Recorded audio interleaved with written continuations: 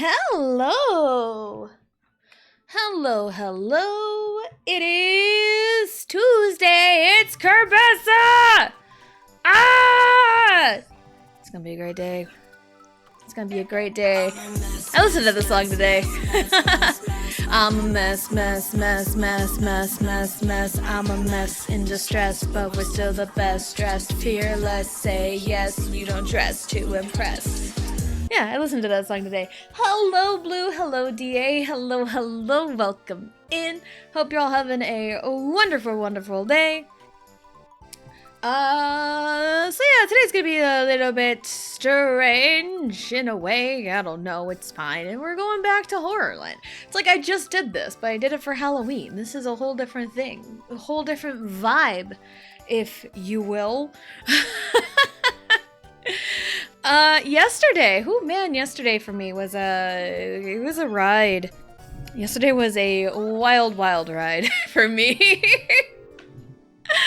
Oh man, my thighs are fucking killing me. You have no idea. And I will give you the reason. Special request, I play as Peach today.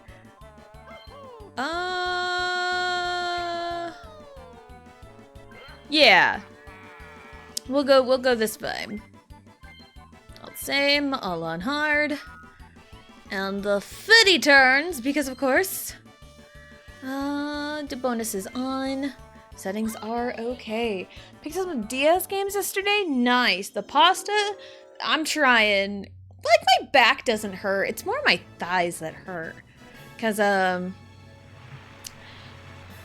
it would have been, like, we all love Kerbessa, right? But I feel like it would have been real fitting for the K-pop costume change, because that like kind of bright red hair is about how my hair is right now. Not necessarily like super bright, but it's more like a kind of like a cherry red kind of.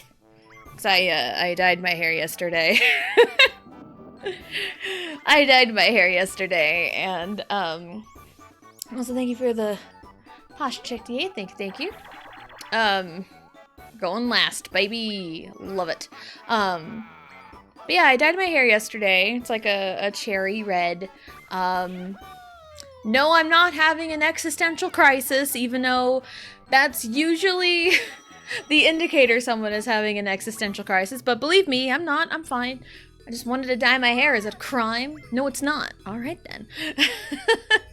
And the problem is, I can't, like, reliably wash out the dye without being super hunched over my bathtub.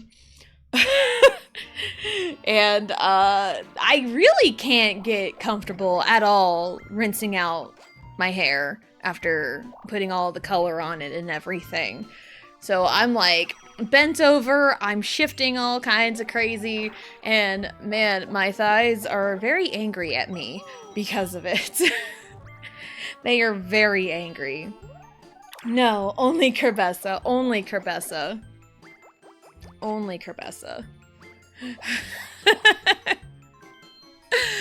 Oh, I sent this to Blue, and I also sent it to my husband. I came across a TikTok of there's this like Kirby kitchen timer that plays Gourmet Race as the time goes down, and it's so funny. And then it plays the little Kirby jingle when the timer's up, and it's like, I want this. I want this in my life. And I looked it up. It's like, you can get it. It's kind of expensive, but you can get it. And they're like, comes from Japan. It's like, Japan has all the cool things.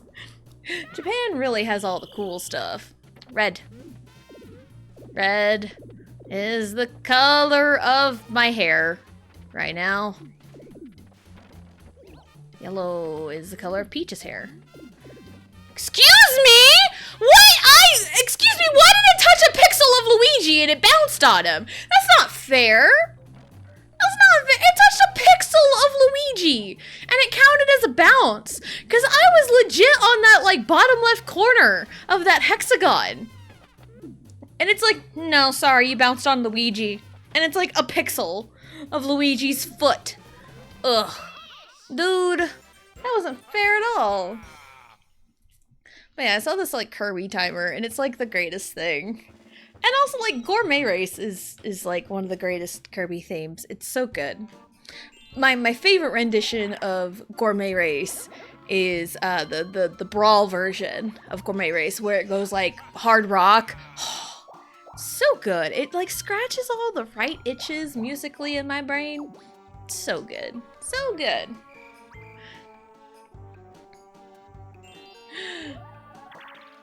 Ugh. Oh, but now my arm is hurting for like no reason. Again, probably just from being hunched over my bathtub. Nothing's new. But I do have Riley with me right now.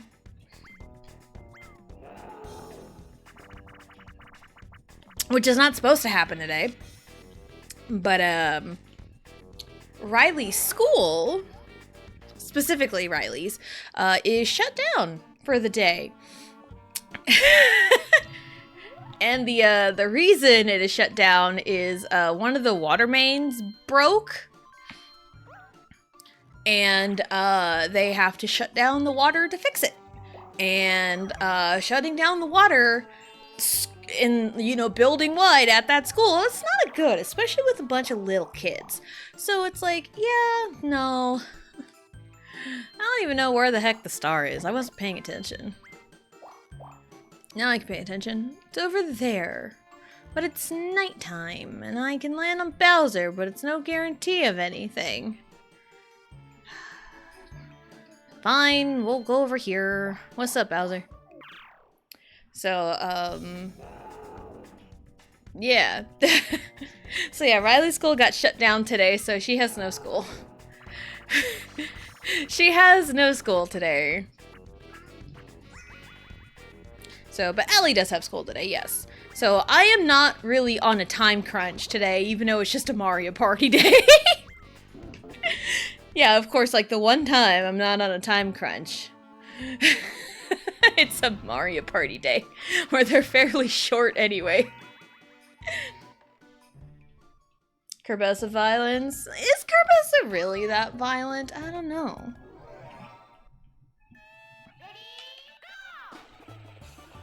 Whee! But yeah, Riley's with me. Riley made a special request for me to play as Peach today. So that's why I'm playing as Peach today. Because Riley really loves Peach.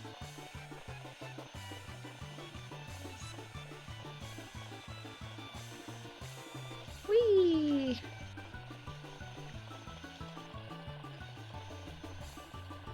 Bam! Yeah! We're kicking butt today! With little to no money! Oh, we love being broke! Hey, you're sleepy. Blue, go fix that. If you need to go take a nap, go take a nap.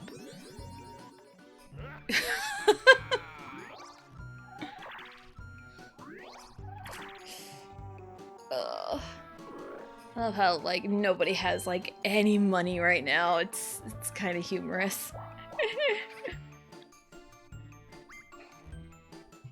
So, yeah, we got lots of things going on this week, because earlier at about, it was about 11-ish, or no, not quite 11, about, like, quarter till, my husband left to take his mom to go get back surgery. They, have to go to a place to, oh, love that for me. Yep, he took his mom and they are on their way to go to the place to go have his mom get back surgery. They're leaving today because, she has to be, at the, you know, the OR, she has to be there at like 6:30 a.m. So it's like, it's either leave today or or leave at midnight. And it's like, no. Let's just go up there today. So that's what they're doing right now. So that's gonna be a Wario, you dumbass. What are we doing here? What? Cake. Cake. Cake. Cake. So, yeah, speaking of my husband and doctors, lunchtime, I got the big sleep, but I don't want to. I want to write. Then do what you gotta do, Blue. Do what you gotta do, Blue.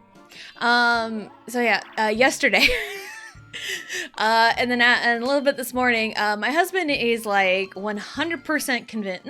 No, we're not 100% convinced of anything, because we don't know that for sure. 80% convinced. Let's go with that. We're 80% convinced that my husband broke his finger. The reason I say 80% convinced, because yesterday he was working on stuff, you know, for his job and everything, because he drives truck, and he has to get out to, you know, drop the load. So he was like, you know, attaching hoses, and he has a mallet, right? Rubber mallet that he's done like 1,000 times before. You know, not a big deal whatsoever. But mallet got away from him, and he hit the tip of his finger. And it is, at least this morning and right before he left, it was very black and blue. And it hurts from time to time, because of course it does. So it's like, could it be broken? Could it not be broken? But also, considering it is like the tip of his finger, there's really not much a doctor could even do about it in the first place. Like, what's the best they got? Like, just put it in a splint? Like, it's a broken finger, you know? Like, at the tip of the finger, especially.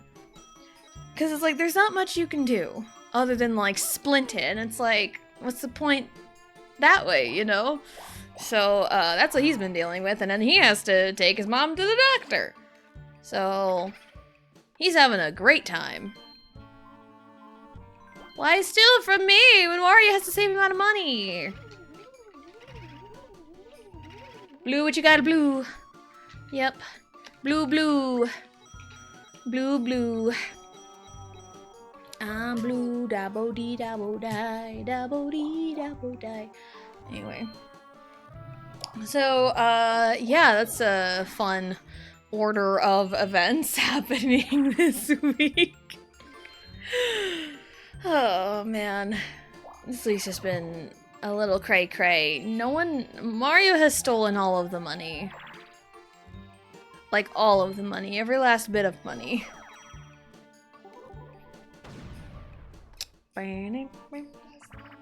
Okay, Riley. Riley's got her little controller and she's next to me playing. I'm driving! Let's go! I love driving. Alright, let's go. Dream team right here.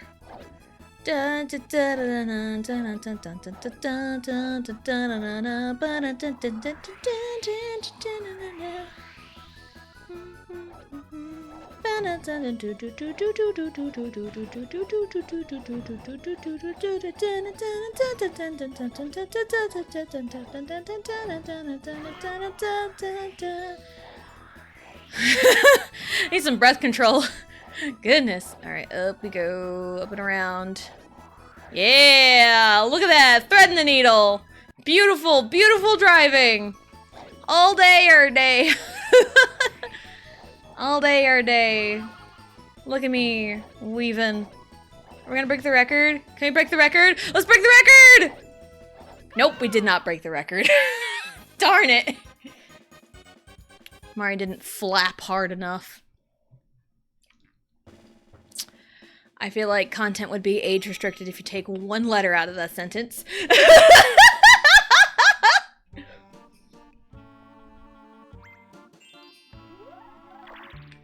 Anyway.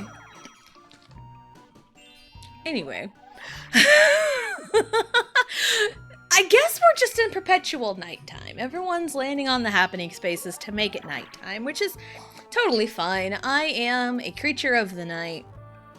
I am a night owl. Very much a night owl.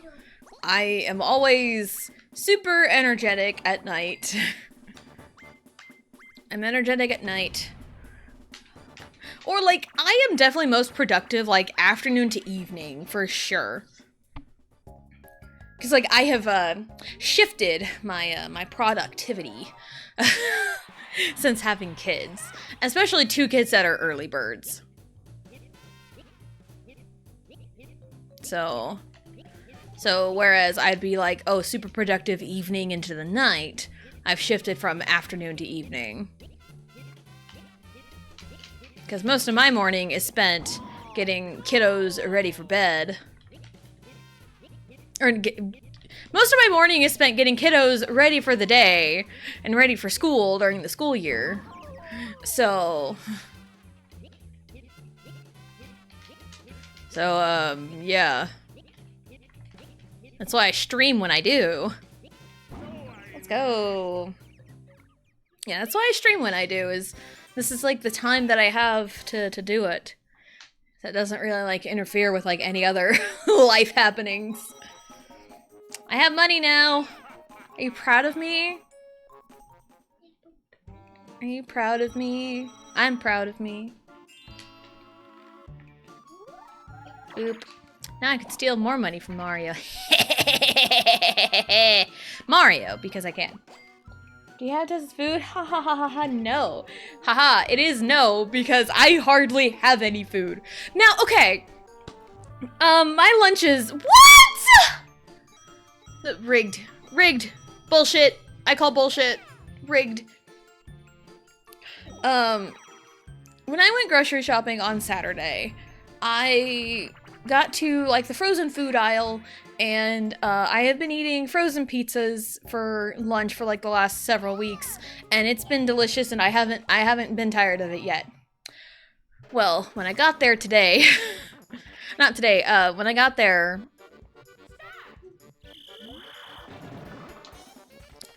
there, Saturday, into the aisle, they did not have my frozen pizzas. They didn't have the cheese pizzas. They had, like, a bunch of pepperoni, but they didn't have any, cheeses. And it made me so sad. It made me so sad that there was no cheese pizzas at all, whatsoever. And it was just, it made me so sad. I'm like, no, now what am I gonna do for lunches? So with a quick panic decision and a quick pivot, I went over to, like, literally, like, the next case or 2 cases down in, like, the frozen food section. And I got a box of Uncrustables. Because I mean, from cheese pizzas to peanut butter and jelly sandwiches, I am literally a child. Like, my food palate is no better than a child. I mean, my children eat better than I do. Eat more variety of foods than I do, really. So...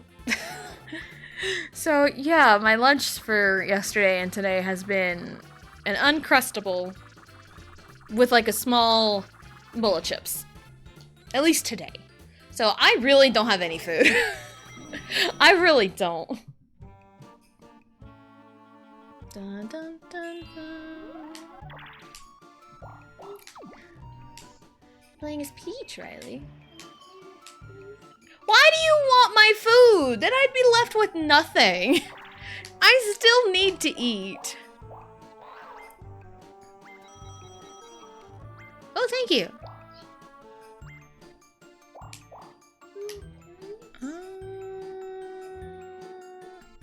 Well, we need to get back all the way over here, because that's where everyone wants it to be nighttime. Is anyone really? No, they're not. Mario is approaching. I'd rather save my money, honestly.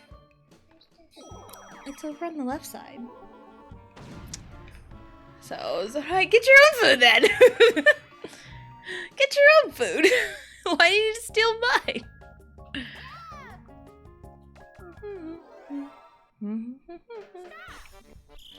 So that's kind of been my last couple of days.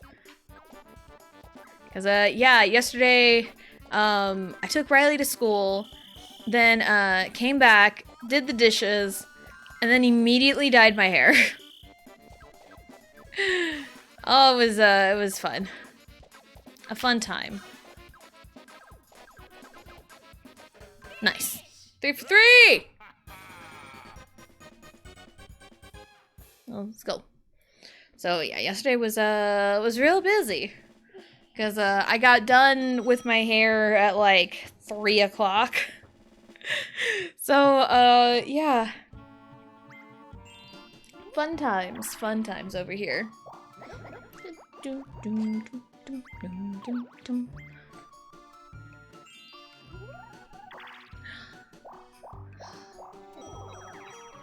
Alright.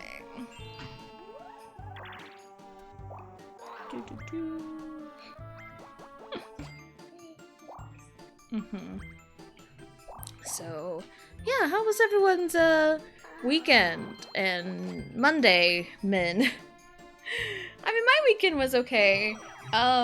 Me and my husband, we played a little bit of Minecraft together on Sunday, which was really, really fun because we hadn't done that in a long time.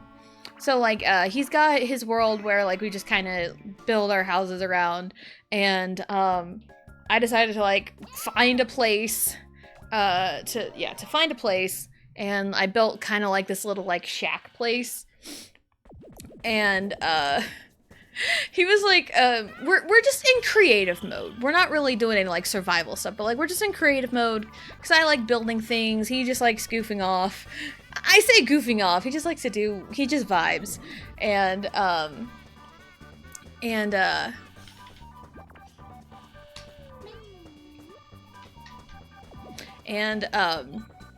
he was messing around with lava buckets and he dumped it on this forest and it was just spreading like insanity. It was like really close to like the building I had. And it also would have been real bad because the building was made of wood. So it would have burned my building. But nice, we did it. So I had some quick thinking moments and I built a thing so I can dump water on this lava. And and then we had to clean that up and it was so funny. And then it kind of inspired, oh hey, we can make like a couple like these cool pillars. Like this waterfall pillar and this lava fall pillar. The lava, we needed to contain it quite a bit. But it ended up looking pretty cool. So now we're just kind of like building a tunnel to it. Or like sprucing it up, if you will. Losing the battle, BRB, no worries. Go lay down, go sleep. Excuse me. So yeah, our Sunday afternoon was spent playing Minecraft, and it was so funny. It was so funny that he dumped the lava and almost caused a disaster. It was great. But yeah, I just like building things in Minecraft. They're real fun.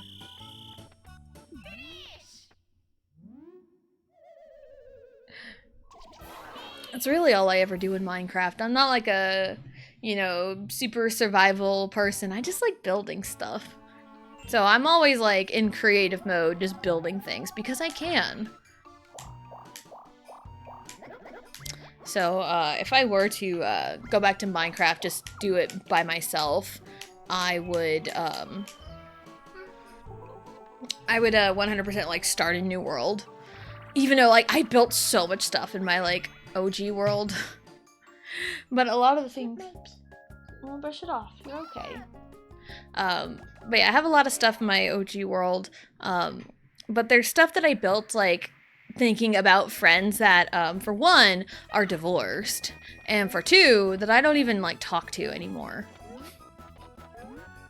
So it would feel very weird because I built a house thinking about them and like for them, like their colors and everything. So how in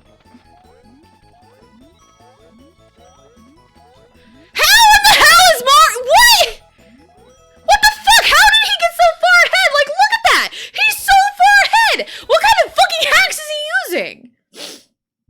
Because, like, I was legit ahead of him. There was no, like, zoom in. He just, like, decided to go. Like, dude, what the hell? That's not fair. It's like Hexagon Heat, the very first turn. The game decided I touched a pixel of Luigi and made me bounce. Now it's like, what in the hell is up with Mario?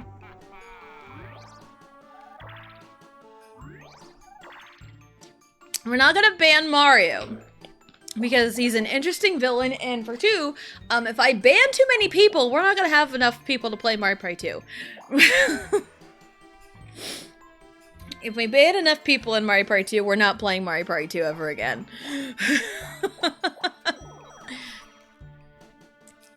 So, yeah. And, like, it would be really fun to, like, stream Minecraft, but I feel like if I want to, like, sit down and play it, I want to, like, listen to my music. So, I would need to get that figured out so I don't have... Because, like, I've played my music on stream before, but it's, like, it was like, for a special stream. It was for, like, when I wrote fanfiction live. But the way I did it, because the way I have my audio set up, the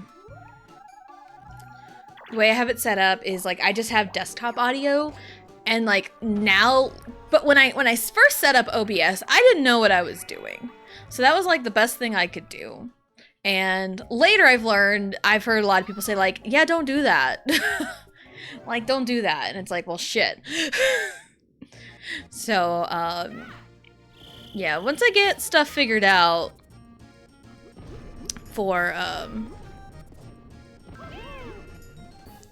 to play my music and to not have the VOD you know, play music, because you can split your audio tracks to have it be kept in the VOD or not. Okay. Oh, that was too much. Too much torque. Oh, come on. What the fuck? Oh my god!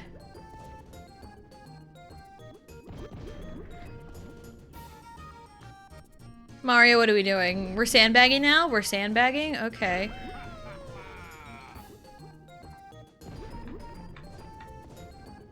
You know, I trusted you, Mario. Oh my god, I could not. No, we are not banning Kerbessa! We're not doing a damn thing! We're not banning anyone unless they break rules.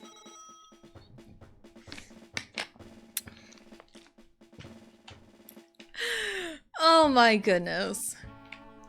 So yeah, once I get like audio figured out, maybe we can like do some Minecraft stuff on stream. And again, it would just be me building things. That's it. That's all it would ever be.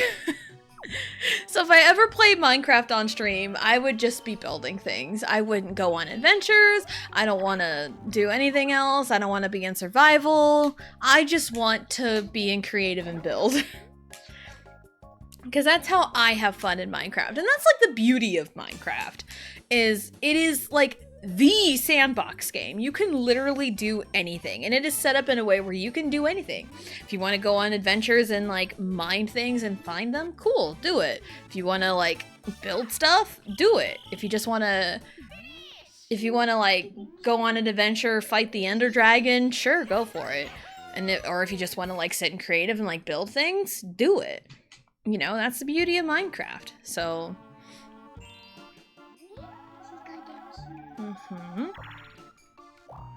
Alright, there is our question of the day. My bangs are being really weird today. This way. We have... That can actually be useful. Question of the day, what's something you can do to be nicer to yourself?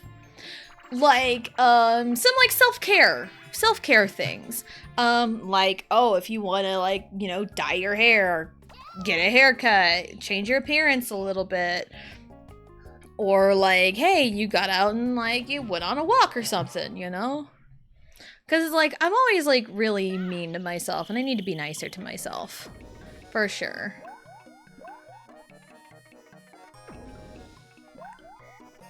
So, but yeah, dyeing my hair yesterday was something like to be kinder to myself in a way because I really don't like my natural hair color in a way.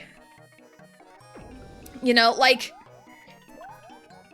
So, like, my natural hair color isn't, like, super gingery.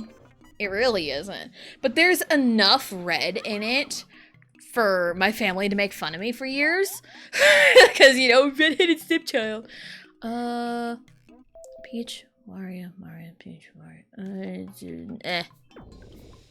So, but, like, I do like any red in my hair. I just feel very closely associated with the color red for my hair, whether it's like an orange or a red, you know, like bright red, dark red, orange, you know, like that's just kind of what I associate my hair to be. Peach, Mario, Peach, Mario, Peach.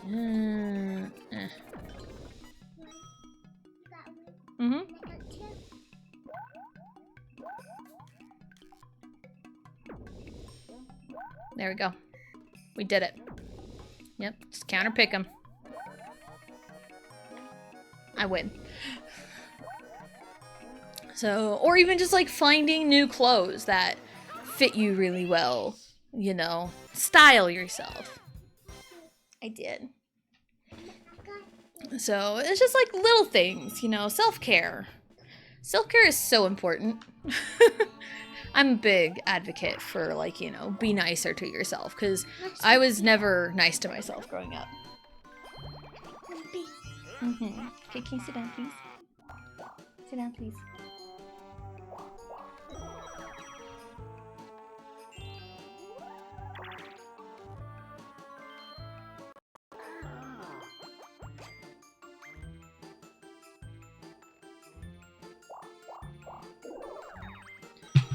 Dude. Why is Mario? Why is Mario getting all the crap? So, yeah. And every now and again, it's usually when I want to try and, like, you know, do things for myself that I get this kind of content on my TikTok, and it's like a lot of color analysis stuff. And people on TikTok be wildin' at times. And it's one of those people don't see the science in color theory. Because color theory is freaking legit. And that's a lot of color analysis. 1, 2, 3, 4, 5, 6, 7, 8, 9, 10, 11, 12, 13, 14, 15, 16, 17, 18, 19, 20, 22, 23. 1, 2, 3, 4, 5, 6, 7, 8, 9, 10, 11, 12, 13, 14, 15. I'm counting 23. 1, 2, 3. 1, 2, 3, 4, 5. Ah! 1, 2, 3, 4, 5, 6, 7, 8, 9, 10, 11, 12, 13, 14, 15, 16, 17, 18, 19. I mean, I count 23. That's what I'm going with. 23 is a good number in my family. Because I have 2 siblings born on a 20... It's 24. I had a feeling. I had 2 siblings born on a 23rd of a month. And, it didn't work. It didn't work. I should have. It's fine.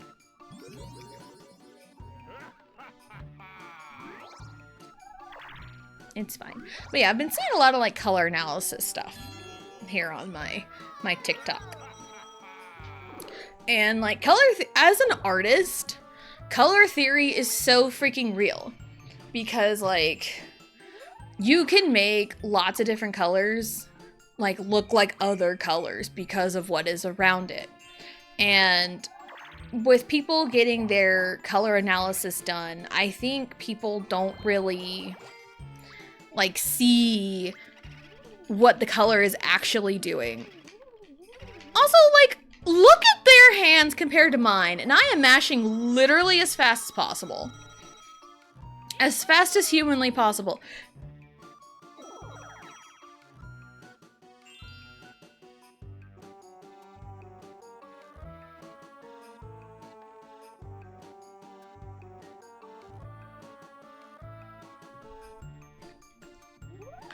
So yeah, there's like a lot of like, I have a key. Mario's gonna get that star. 1, 2, 3, 4. If I roll a 5, that'd be great.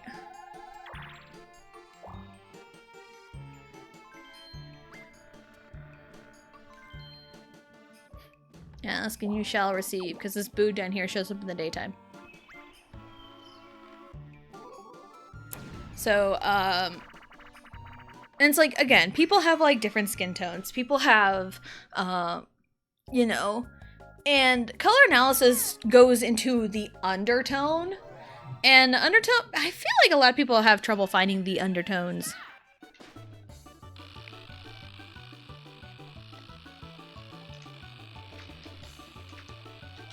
Like, are you cool? You warm? Neutral? And then there's like a lot of other factors of it. I literally have no idea what I am, because it's like I have like a tiny bit of red in my natural hair color. Like, not enough to be a full-blown redhead, but it is enough. But it's one of those, the theory is that like redheads are always warm undertone. They can only be springs or autumns. And it's like, okay then, but it's like my undertone, I feel like definitely leans cool, because like I have put like spring colors like right next to me and I look so ugly. Like spring colors, I feel like, you know, kind of like fluorescent colors. They're bright neons, you know, like super bright and warm is like spring. So it's like, and that just like does not look good on me. So it's like, no, I can't. And autumn is a no for me, chief. I ain't warm at all. So it's like I can only be like a summer or a winter because like cool undertone, but it's like I literally have no idea, you know. And also it's like there's like different professionals that you could go to, but it costs a lot of money. There are some people that I found on TikTok that offer like, you know, basic services for like 50 or so bucks, like 50 to 60 bucks at like the basic lowest price. And like, that's cool, because it's like, for people who like want to use it, it's really cool to figure out like what colors suit you the best so you can like, you know, feel comfortable with yourself, you know? So, but it's like the more videos I watch and the more comments I look through, there's a lot of people that just don't get it. And I'm sure there's a lot of people out there that would be like, oh yeah, spring for sure, because that color looks nice. But like, you're not looking at like the person, you're looking at the color. And like, of course, people have preferences all the time. Like, my favorite color is purple, but there's like purple in like every single season. So it's like, well, but there's like different shades and different like, you know, temperatures, cool, warm, you know, pastel, bright, you know. It's just colors. I needed to win that minigame. Dang it. Steal Luigi's money. So, like, it would be really cool to get, like, an actual color analysis done. But also there are people out there that could get it wrong completely. So, it's just, I'm afraid of, like, getting, like, the quote-unquote wrong one. So, I'll use this. Because it's like, oh yeah, like all redheads are either this or this. And it's like, well, I have called myself a redhead before, but it's like, I don't know. But it's like, I don't think... It's one of those, like, I feel like winter colors are too bright for me, but summer colors are just not it for me either. So that's kind of where I have problems. At least if I try to like look at it myself. And that's also another reason why people would go to someone else for like their own color analysis, is because you can be your own worst critic. Oh, come on. Oh, come on. This way. Thank you. It's like, yeah, you can be your own worst critic when it comes to like colors, and you really don't know what to look for exactly.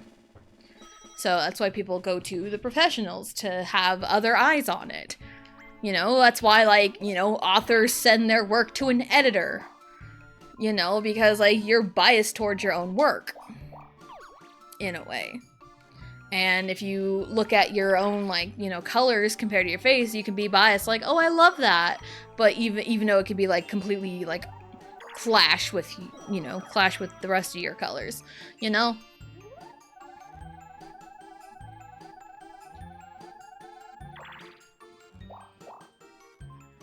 I hit the wrong button. I wanted to use my mushroom. It's fine. So, yeah. And again, like a lot of TikTok comments, some of them like completely dismiss it, but like other people, there's like different kinds of like theories and different ways people get certified. There's like through different channels and like different like sets of like seasons and everything. So it can get confusing sometimes, but a lot of people I have seen like show like the 16 color palettes, and there's like 3 in each season, or 4 in each season, but like there's 3 and then there's like a couple of like you kind of flow between in a way. And just kind of based off of like colors I have on me, because I was looking at stuff yesterday before coloring my hair. I was looking at stuff yesterday just with like colors that I had, just to kind of hold them up and see what I thought. Like hold them up, look in like, you know, the camera and the mirror to see like, you know, what it does for me. That's how I know, like, because I have like a couple spring colors and I looked at it and like, oof, that's a no, chief. Because it turned me purple. Like I have like this kind of bright peachy like coral color tank top that I wore years and years and years ago, or I had gotten years and years and years ago, and I dug it up and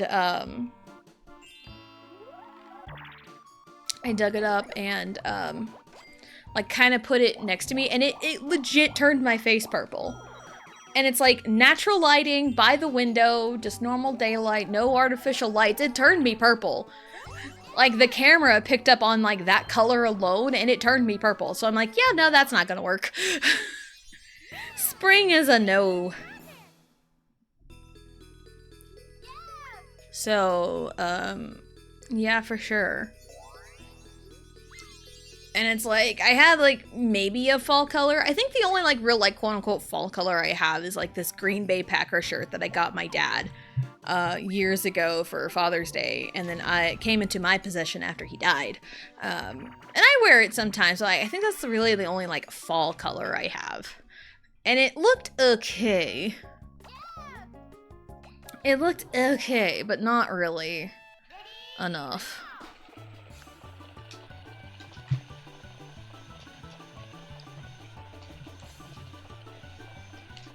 Mario is 100% cheating.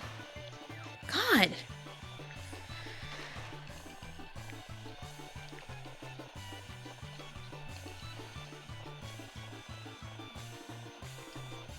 Yeah, I can't keep up with him.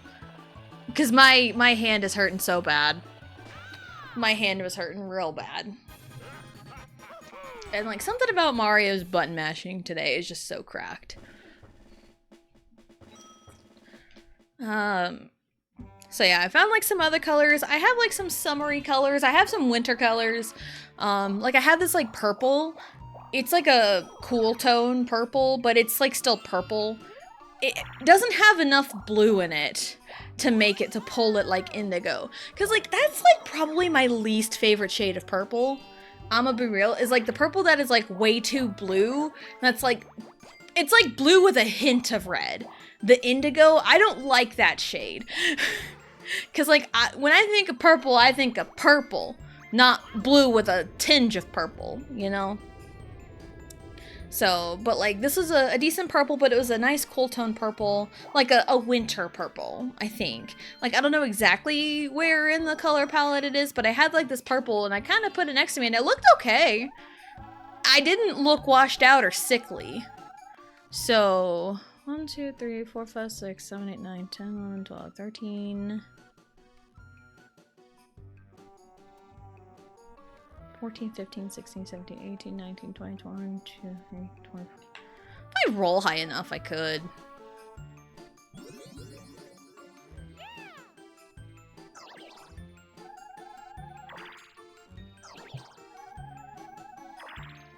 Yeah, no, it ain't happening. Not with that. Oh, like that 3 was a blemish. The 3 was such a blemish there. Oh, I don't have enough money. Oh, shoot. I didn't think about that part. Crap. Oh, fine. Let's go this way then.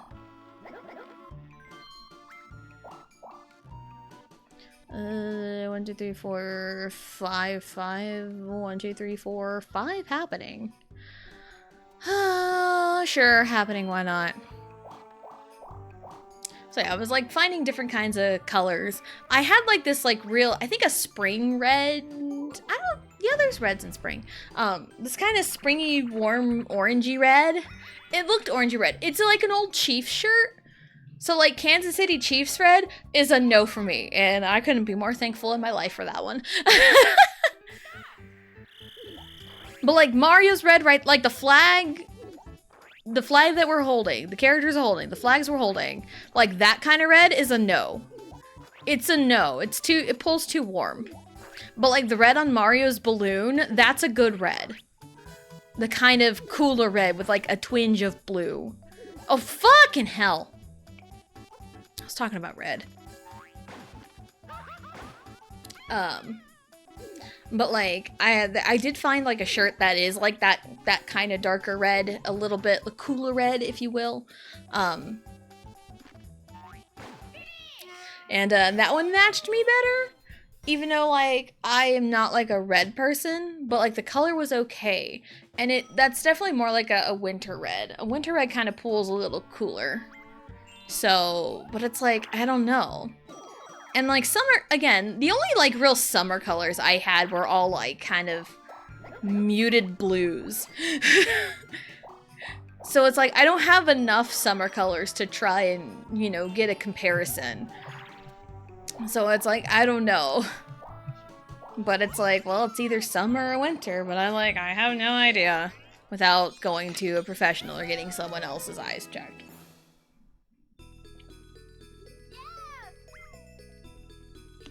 So, that's just kind of where I'm at on that journey, so. And again, this is like, you know, all for me to, you know, feel more comfortable in my own skin. Because, like, everyone deserves that. Everyone deserves to feel comfortable in their own body, you know? We all deserve that. There's a lot of battles today. I'm broke. Not surprising. Day of the races. Or that one works too.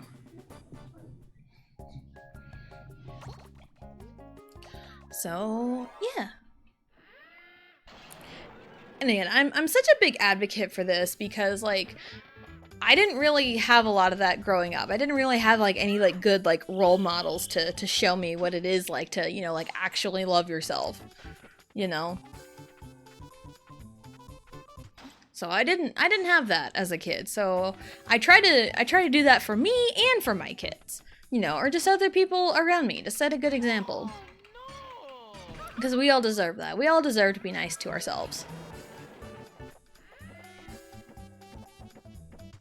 Dude. Dude. Stole my shtick. Oh my god.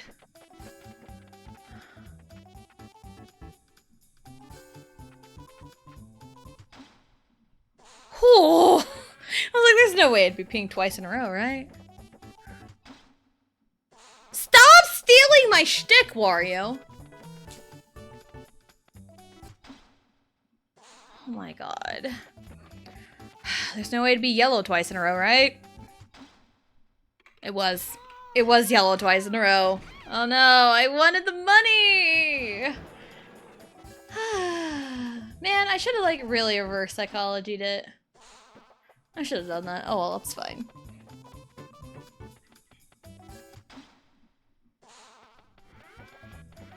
Doo-doo-doo.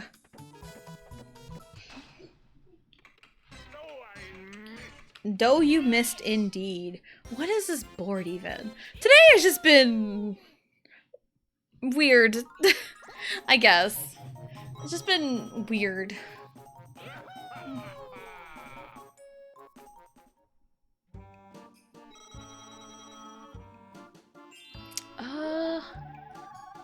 I have no money.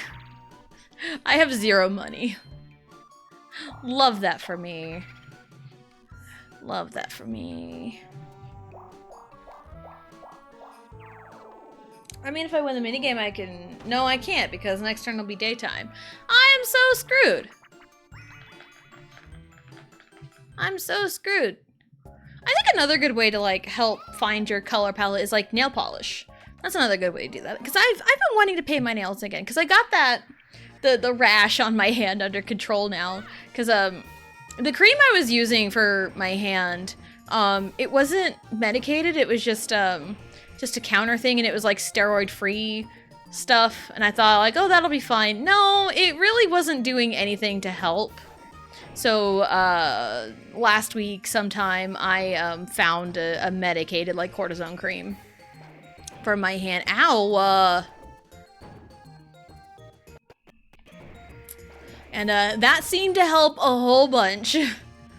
So, because I wanted to wait on painting my nails until I like got that out under control, because it was getting to my nail. And it was like, no, I don't need this in my life. So, but yeah, painting your nails is a good way to figure out, you know, color, to find like what helps, like, you know, make your skin stand out, makes it glow, or like if it's like the color. Is it like, are you wearing the color or is the color wearing you? That's kind of the thing with like color theory.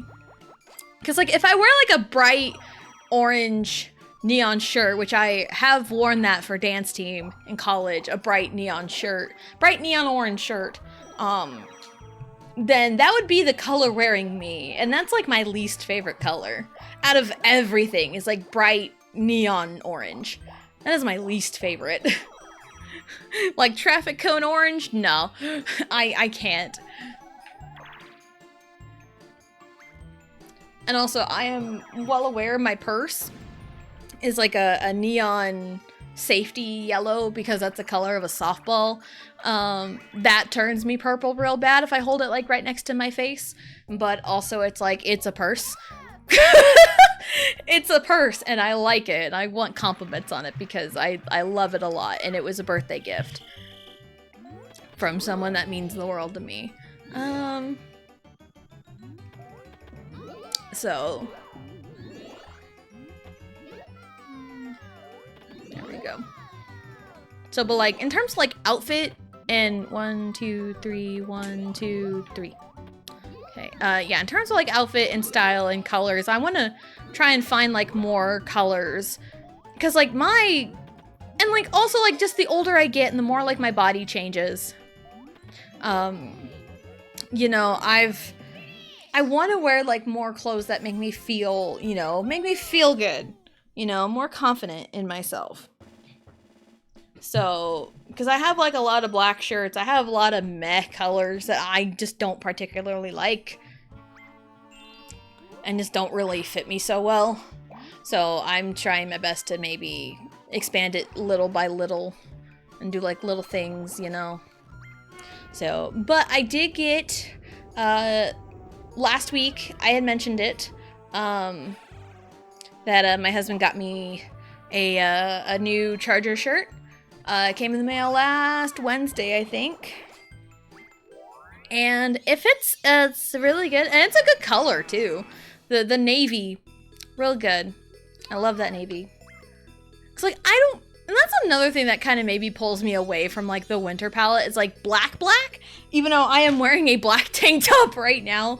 I feel like black doesn't like, it's not clashing on me, but I don't think it's like the color, you know? But like a dark navy, sure, like a dark navy, of course. But again, I would love to get like, you know, professionally analyzed, but I need money for that first. I would need money for that first. Because everything costs money nowadays. But that's just life. This is life.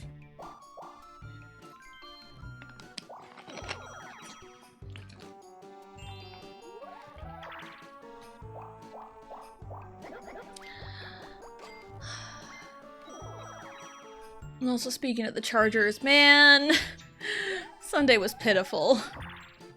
Sunday was so pitiful. Where did the star go? I wasn't paying attention, which is normal. Is it over here? It's right in front of fucking Mario. He doesn't have money though.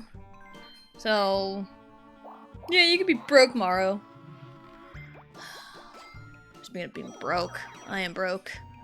Look at my money, I'm so pitiful. What kind of princess doesn't have any money?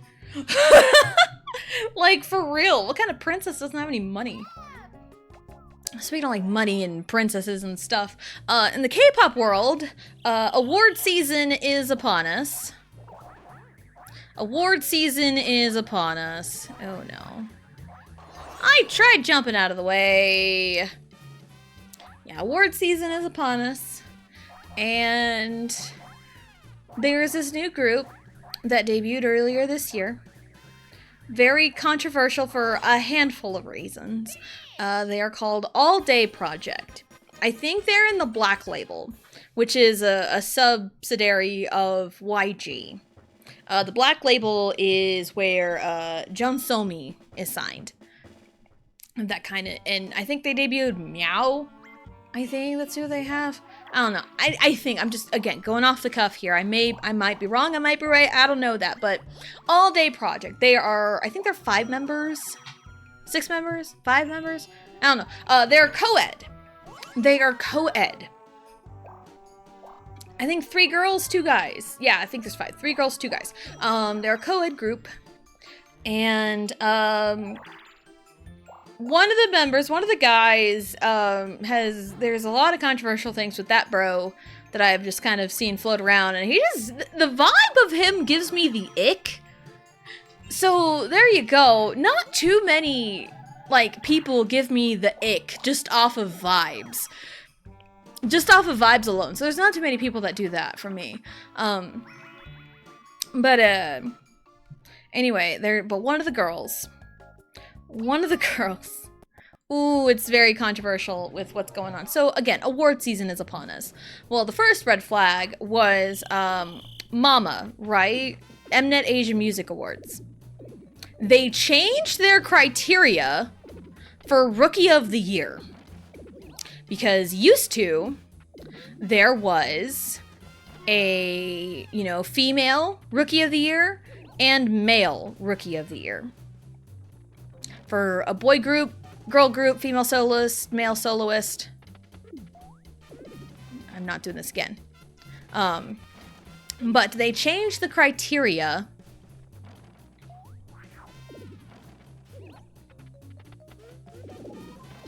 That kind of worked.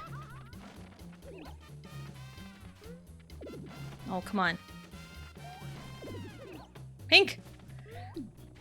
Oh my god!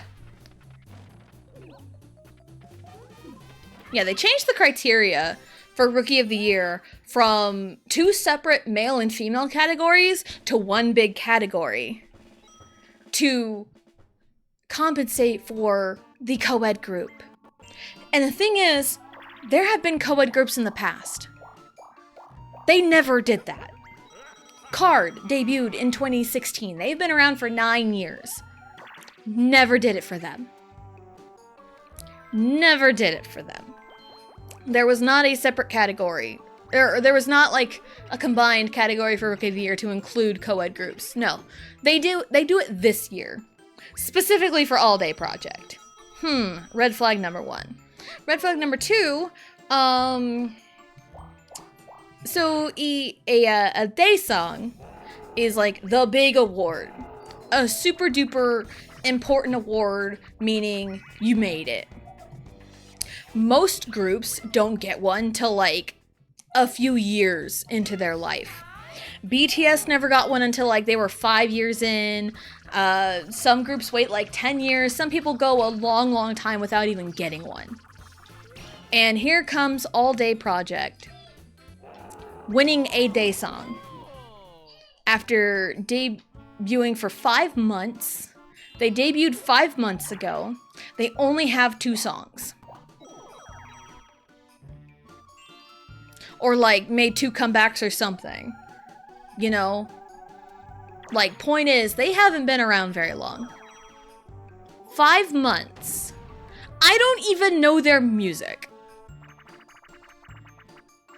They never really made any kind of impact anywhere. Nowhere. This impact is nowhere. And they get a day song. You wanna know why? You wanna know why? One of the members is the granddaughter of like one of the bigwigs at Samsung in South Korea. And if you know your South Korea, you'll know Samsung runs the country. South Korea runs off of Samsung. South Korea literally runs off of Samsung. Literally. And if one of the members of a K-pop group is the granddaughter for one of the bigwigs, she's very important. And she's the gateway to a lot of money. And to appease. Because, you know, literally anywhere you go, money is power. So, and it's also very evident if you see a clip of them getting announced as winners for this day song, you'll see the 4 other members turning to her with various expressions of, wow, that worked, or what the fuck did you do?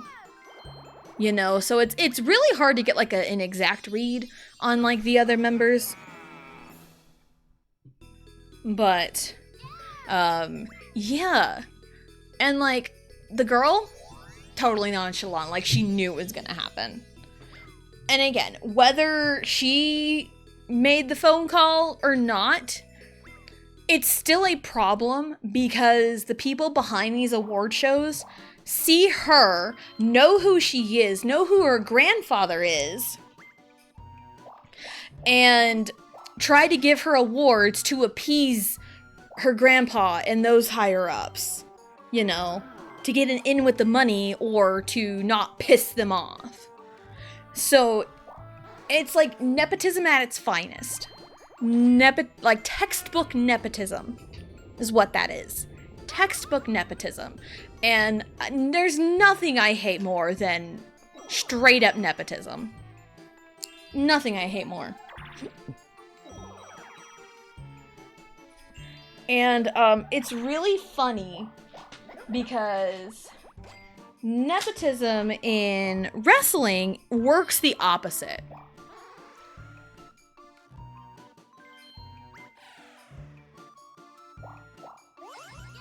Sorry, I had to blow my nose. Josh, please. So yeah, nepotism in wrestling works the opposite. And I'm sure, again, like, nepotism can work several different ways, but like textbook, you know, nepotism is usually seen in the negative connotation of someone being handed something because of their name. And again, I grew up in a small town. That's where you see nepotism flourish, is in small towns. So in the wrestling world, you'll see, you know, children of these famous wrestlers, and being who they are, the child of like this famous wrestler, it gets them in the door, but what they do on top of it is their own work. Like, look at Charlotte Flair. Even Cody Rhodes. Charlotte Flair and Cody Rhodes are like the two examples off the top of my head. Even Randy Orton. Those are like the examples I can think of off the top of my head for like nepotism in wrestling. Charlotte Flair, for one, she is the daughter of Ric Flair. Woo! You know? But like, you know, being a Flair got her in the door. But it's her hard work that made her a 14-time world champion. It's her hard work that got her there. Even Cody Rhodes, being the son of Dusty, got him in the door.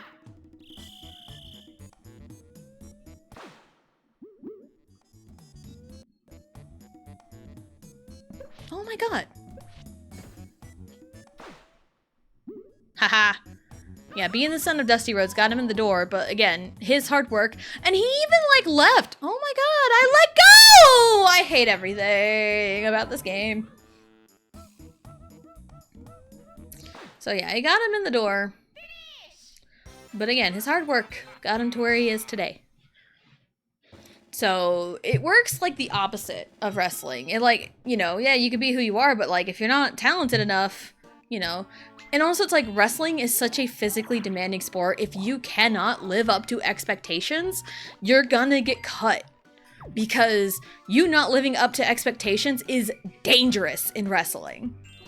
It is dangerous. So there's a reason why nepotism only really works a certain way in wrestling. But also it's like, that's how it should be in a way, you know? And it's like, yeah, your name could get you indoors, but like your hard work has to take you to where you are. You know? And it's like, I'm sure there is a saying like, you know, hard work beats talent if talent won't work hard. And that's kind of where, you know, nepotism goes, you know? The hard work of your everyday man, you know, can only go so far if the nepo baby doesn't work hard themselves, you know? So, and again, I grew up in a small town, so I am well aware of the pull people's last names can have. Because here is, I'm sure a lot of people have had like a scandal, like the scandal. There's a couple from my high school. One of them happened after I graduated, and one of them happened when I was a freshman. One of the scandals that happened when I was a freshman was it was a graduation, and it was the last day of school for seniors. And 3 girls show up to school drunk. Like, they drank alcohol, they were inebriated, they showed up to school like that. So they get sent home. And word on the street was, they talked about it, and superintendent, you know, they go to the superintendent for it, and he says, yeah, the punishment is they can't walk at graduation. They're not allowed to because of their actions. But those 3 girls, one of them was the daughter of a rich farmer. Another was the daughter of one of the teachers and the school counselor. And the third was the superintendent's daughter. They got to walk at graduation. There were petitions online. Like, there was a Facebook group of trying to protest that decision. But they still got to walk. And it was really funny, too, because I was in the band. I was in, you know, the band, and we were doing rehearsals. You know, we're rehearsing, you know, playing Pomp and Circumstance, you know, you know, we were doing all the rehearsals for everything. And they were practicing like reading the names to make sure pronunciations were correct. And when they got to those 3 girls, or well, we were all cheering, whoever was there, the band and the people, you know, walking by and stopped by to watch. Everyone was cheering for everyone else. And when those 3 girls, when their names got called, complete silence. Complete silence. Not a soul made any noise for them. And it was glorious.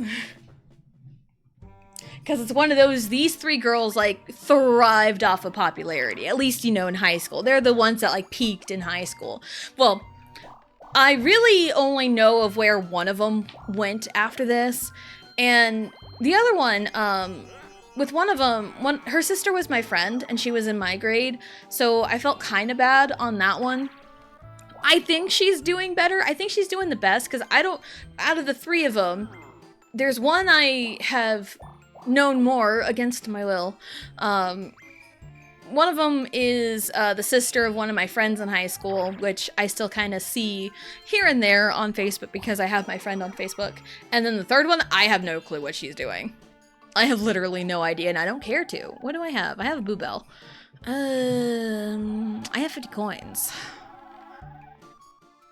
Star is right there. Where is the pathway blocked? So, yeah, that was like one of the scandals. Ooh.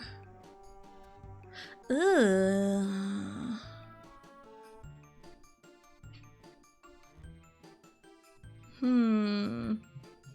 I only have like exactly 50. I'll wait. I'll wait on it. No one's got a plunder chest, so I'm not really in any danger of losing my Boo Bell, so it's fine.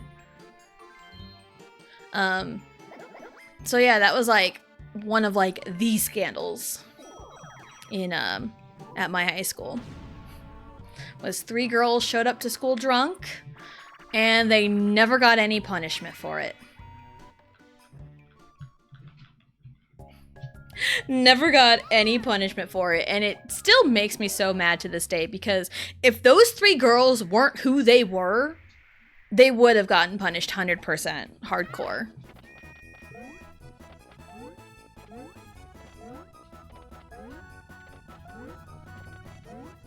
So, but that's how nepotism actually works. Because you got, you know, the daughter of a teacher and a counselor, the daughter of a rich farmer, and the superintendent's daughter. All show up to school drunk, and nobody gets in trouble. Look at fucking Wario, man. Why? How did he do that? I don't get it. Mario Party gods must hate me today. I don't know. So, yeah.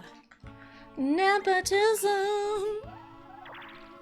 And it sucks because it ruined, especially like in K-pop, it's ruining the industry. Because it's like, oh, because of your name, because of who you are, because of who your grandfather is, like you just get handed awards just because of your grandfather and not because of your hard work, you know?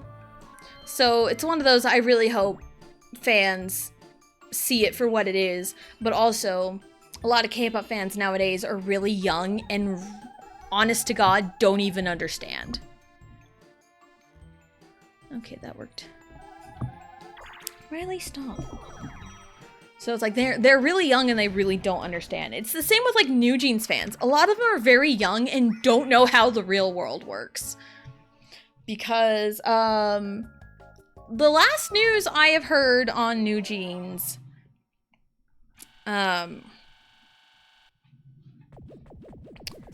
two of the members, the 2 youngest members, went back to Adore after meeting with the higher-ups. The other 3 decided to announce that they were going to join back, but Adore hadn't heard back from Adore. And Hani was the one in Antarctica. And they just decide things on their own, and now they're demanding Minhee-jin come back. And it's like they're in like literally no position to demand things from Adore when they just lost their court case. And it's like the loser of a court case doesn't go around demanding things from who they lost to. That's not how that works. So it's like, I think I mentioned, the only word I can think of to like describe what happened with the girls of New Jeans is they were groomed, but not like not in a sexual manner, but they were groomed in the way that they were taught to only depend on Minhee-jin, and she could give less of a shit. Honestly, like she could not care less about the girls of New Jeans. Absolutely not.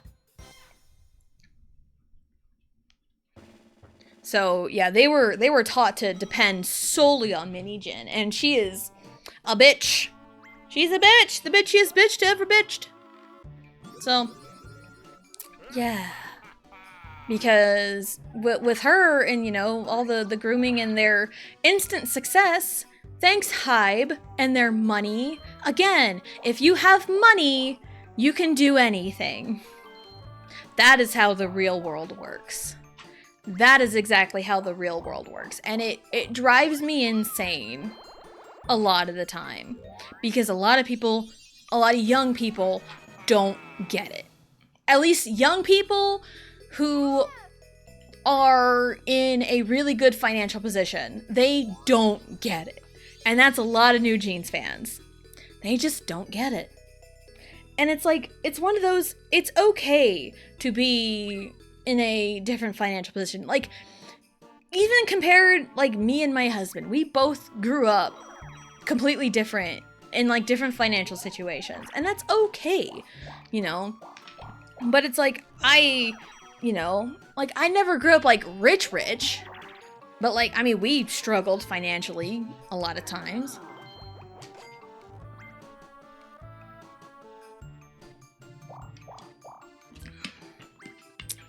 But even if we did have money, we never, like, flaunted it or anything. You know.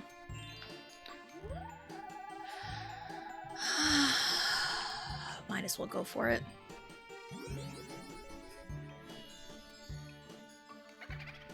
What's up? Oh, I didn't even realize Wario has 3. He just bought 3. Oh well. It's fine. I was just so hyper-focused on Luigi.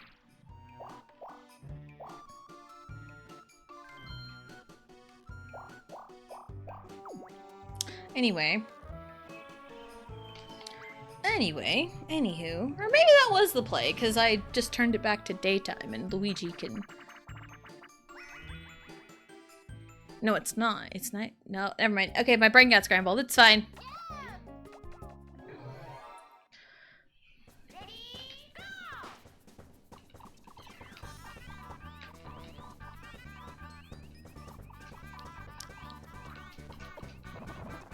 Excuse me, pardon me. Hey! No! No! Louis, what the fuck is happening? Like, I am...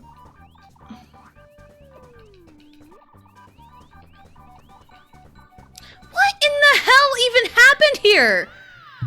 Why? I got around him, and then it's like, no. My god, I hate this game. Today is just not happy with me, I guess.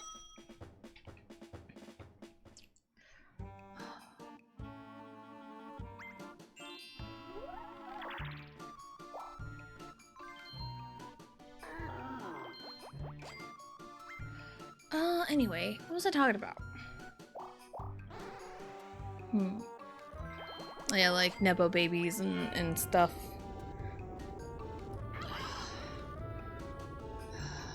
Man, my train of thought extremely got derailed.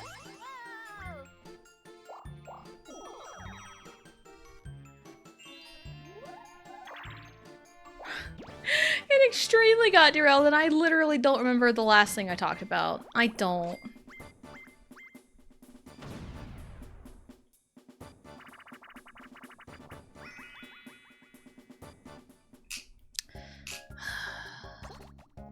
I was talking about, you know, small towns and, you know, people's names over hard work and, like, different financial struggles.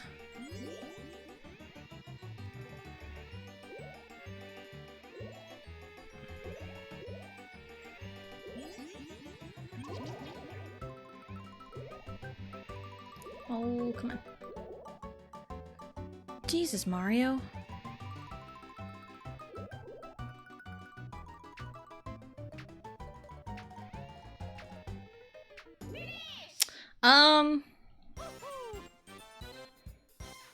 Yeah, and that's just, again, it's just how the world works. You know, if you have money, you can do anything. And like the saying is like, oh, money can't buy happiness, but I mean, it sure can help to, you know, get things that could make you happy, you know? So, and it's like, I try not to like emphasize a lot on money. But again, growing up in a situation where it's like money was hard to come by, you know, and it's like, you know, seeing everyone else, you know, do all these extravagant things and you're just here, you know, just kind of on your own, which social media really catapulted a lot of people's depression, I'm sure. And because comparison is the thief of joy. Comparison is the thief of joy. And social media did a lot to emphasize that. Like, social media is great for a lot of things because I have discovered lots of different cool things through social media, through like Twitter and TikTok and, you know, all YouTube and everything. But there's also a lot of bad that comes with it too. Like, you know, people post a picture of themselves and there's a lot of like likes and comments of hyping them up, telling them like, you know, like say a girl posts a picture on, you know, Facebook or whatever, Facebook, Instagram, whatever, and there's a lot of likes, a lot of comments like, oh my god, you're so beautiful. And then you post a similar picture and you get hardly anything. It really, stuff like that really does damage you in a way because, hi, I've been there. Because there's a lot of times where someone will make a post, like a cryptic post, and everyone is so upset about like, oh my god, are you okay? Or like, hey, what's going on? Message me. You know, stuff like that. And I will post very similar things and nothing. Hell, I have been told to take posts down because of stuff like that. But then everyone else is getting all kinds of attention from similar things. Again, high school. So I absolutely do not do this shit now. I don't do this now. But I was real bad about it in high school. Like, I have been told to take specific social media posts down. To take Facebook posts down because it damaged things. But it's like, other people do it. Why am I being punished for it? You know, and like, that definitely hurts. So, yeah, and it's one of those things, getting older and realizing none of it matters. In the grand scheme of things, none of it matters. Like,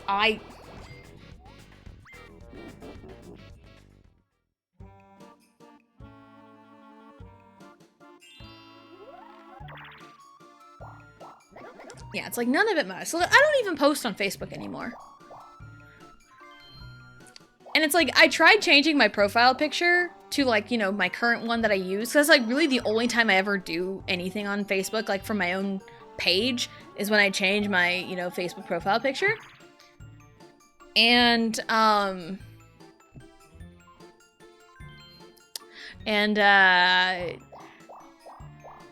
couldn't, and it tried like just making it public and I'm like, no, I don't want this public. I just want to change it discreetly and be on my way, because like there was a way to do that. You can make a post like only for you. But then yeah, I wanted to just not have that public. Can I change my profile picture without making it completely public? Like, I want to be as discreet as possible. And like, at least Twitter gives you the option of tweeting it or not.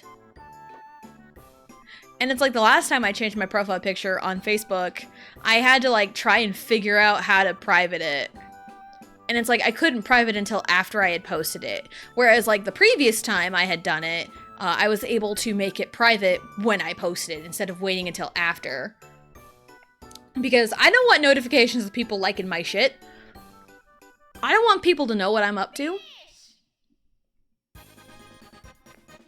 want people to know what I'm up to. That's why I have like my Discord set to invisible like all the time. It's because like I don't want people to know if I'm online or not. And that's just a personal thing for me. You know, like I don't care if other people do it. And it's a, you know, it's usually a good like way to, you know, communicate like, hey, I'm on, you can message me if you need to type thing. But like I would rather not have people see what I am up to. I would rather not. Because I don't need people up my butt trying to figure out what I'm up to. I don't need that in my life. Because I have dealt with that enough growing up. It's like, yeah, I really don't need it in my life. So, and also it's like, you know, how would people know if I see their shit? It's like, I don't want people to know if I'm, like, stalking them or not. I mean, but, like, really, I don't really do much of that. But also, it's not stalking if everything's public information. If I have access to it relatively easy, it's public information. You know, it's like, if I look through someone's Facebook profile page, and all the stuff that I see, it's public information. So, like, it's not exclusive to me because I, you know, dug through it and found it. No, it's public information. Anyone can find this. So, that's why you really got to be careful about what you post. And I've seen a lot of stuff about, like, internet laws overseas. And anonymity could be diminishing on the internet, for better or for worse. I can see cases where it can be a good thing, but I also see cases of it being a bad thing. So it's like, what do we do? What do we even do? And it's like, I don't need my information, like I don't need my full government name, like in the dark, deep crevices of the internet. I don't need that. But, like, if that's gonna be it, it better be, like, locked away somewhere, you know? But it's like, whatever. But a lot of people can do a lot of harm if they find the right information. And that's why it's so important, because, I'm sure, have people heard of, like, Jose Monkey? Where he goes, and finds people who ask to be found? Like, for one, there's that consent right there. And for two, it's really to show how easy it is to find someone just based off of very minuscule clues. So that's why I'm trying to be careful of, like, the information that I give out. Because, for one, I know how I am. I'm sure there are a lot of people that are worse than me about it. Because if I hear specific information, I will dig into it and figure it out. Like, one time I was listening to a stream and I heard them say, like, oh my god, they're streaming with this person I don't associate with anymore. And, that, I'm like, oh? Question mark? And I did some digging and I think I had figured it out. I never went to confirm my information, but I feel confident in my information about it. So, it's one of those, I know my ability to dig into information in terms of, like, internet sleuthing, so that's why I am trying to be careful about information that I give out about myself, my location, my kids, you know? Like, I have their first names, like, I've said their first names before. But, like, I'm trying not to, like, give out too much information. And, like, I don't even, like, post my kids on the internet without censoring their faces anymore. Like, if you dig into my Twitter, you'd have to do a lot of digging, but if you dig, you can find pictures of Allie when she was young.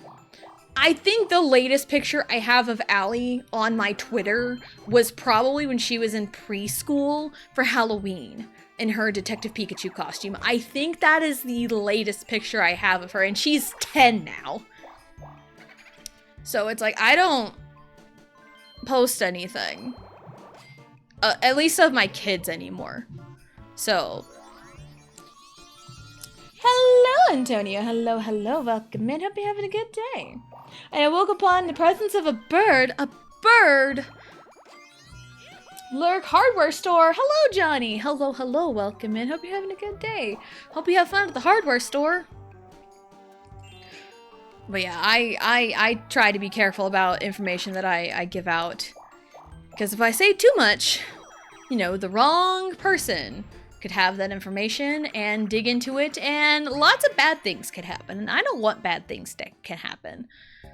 Because, like, I've seen far too many people close to me post crazy things about, you know, them and their children. And it's like, why? Like, I remember someone I knew made a Facebook account for their child, and they were like 6 at the time. They were 6 or 7 at the time. And it's like, no, a 6-year-old should not have a social media account, period. Like, at all, a 6-year-old should not have a social media account. Like, Allie didn't even get, like, fully use, like, a tablet until, like, she was, like, 7 or 8. And now she hardly ever uses it.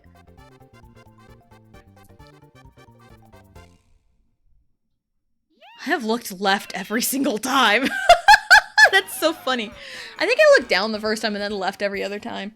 But yeah, like, and like Riley doesn't need, the only time Riley ever gets like any like screen quote unquote time is when she is at grandma's, and because grandma has like these games on her tablet, but like it's not an all the time occurrence at home, and at most she gets that like once a week, at most, if any at all.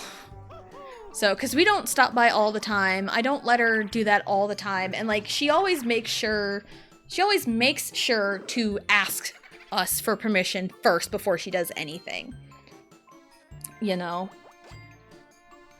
Oh, come on. Ah!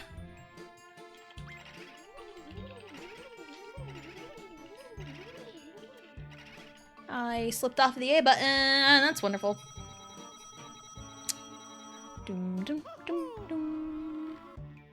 So yeah, I'm super protective over my children on the internet, because like I've seen lots of people post their kids, and like, yeah, your intentions may be good, but other people's aren't. There's a lot of creeps out there on the internet. Oh shit, what's her name? Emiru? Is that her name? Because TwitchCon, like a few weeks ago, she got like assaulted.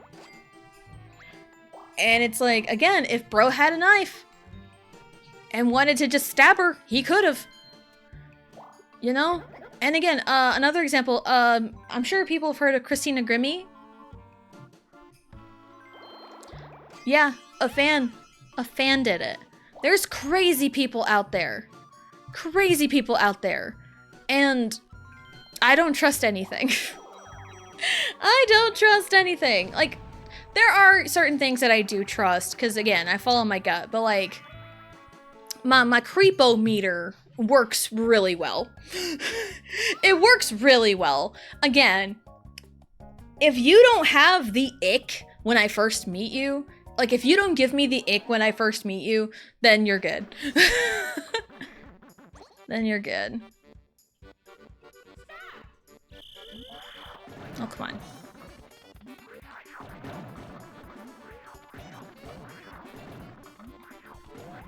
Come on.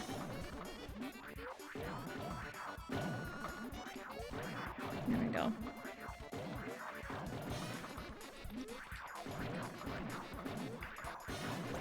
Ta-da. What?!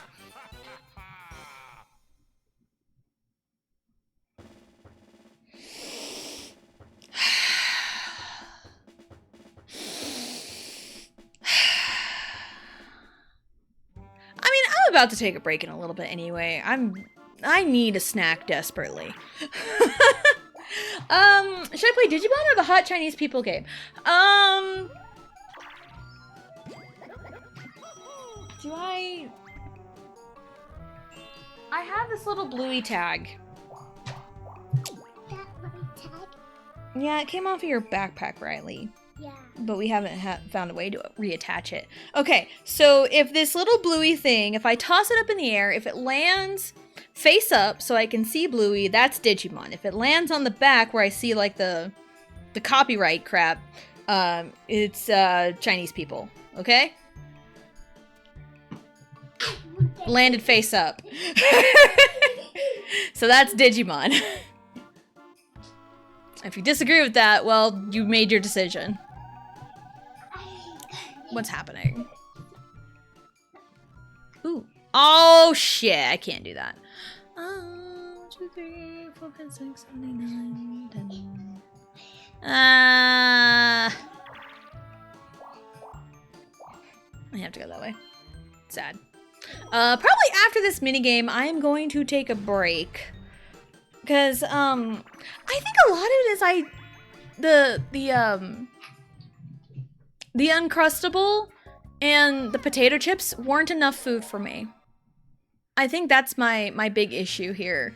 Because there were several times in like the last hour I have felt super lightheaded. So I desperately need a snack. I desperately need a snack. And you will get your snack, Riley. Whee. Just firing. Whee. Just shooting at him. Don't worry about it. Everything is fine. Dun, dun, dun, dun, dun, dun, dun, dun, dun, dun, dun. Can you like go away, Mario?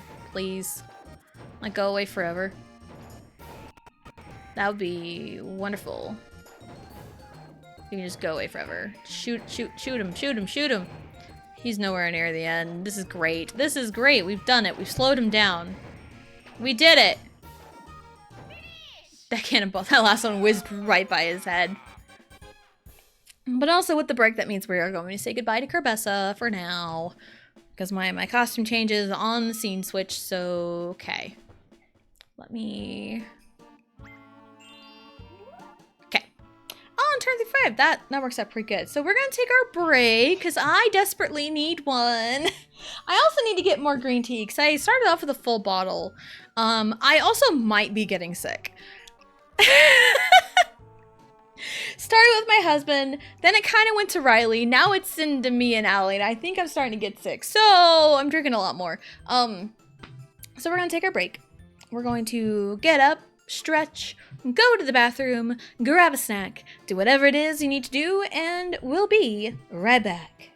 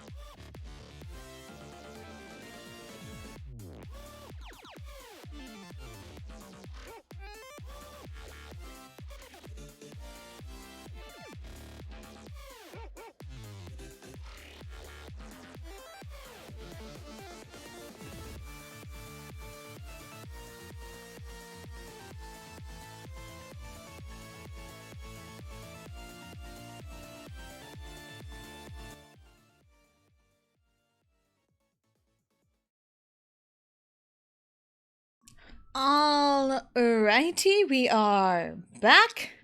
Hey, it is the Zekinator. Alright, that's just as good as Kerbessa, right? Just as good as Kerbessa. Anyway, we're back, and a bot must have showed up. Love that. Thank you, Blue. I appreciate you. I appreciate you, Royal Blue.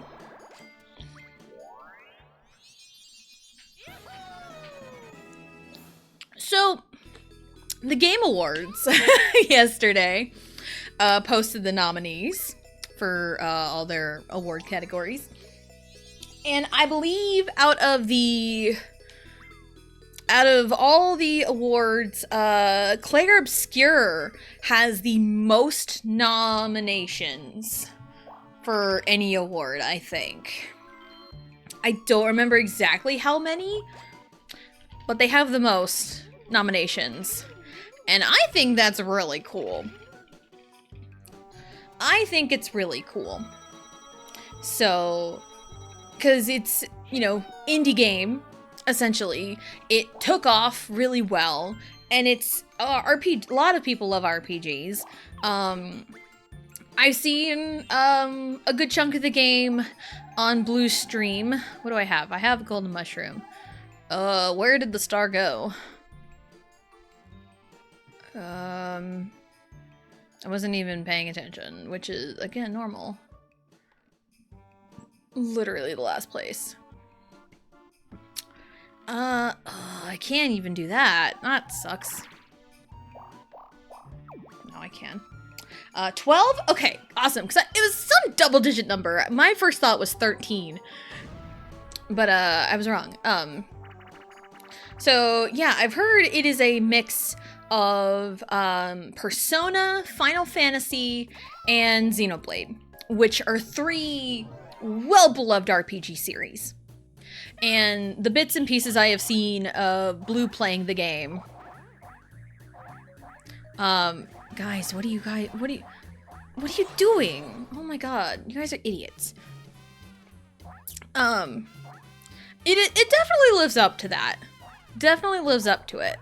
And, like, I personally associated the combat with Paper Mario, because there's, like, dodges and parries, and my brain immediately correlated them to guarding and super guarding. So, hey. So, hey.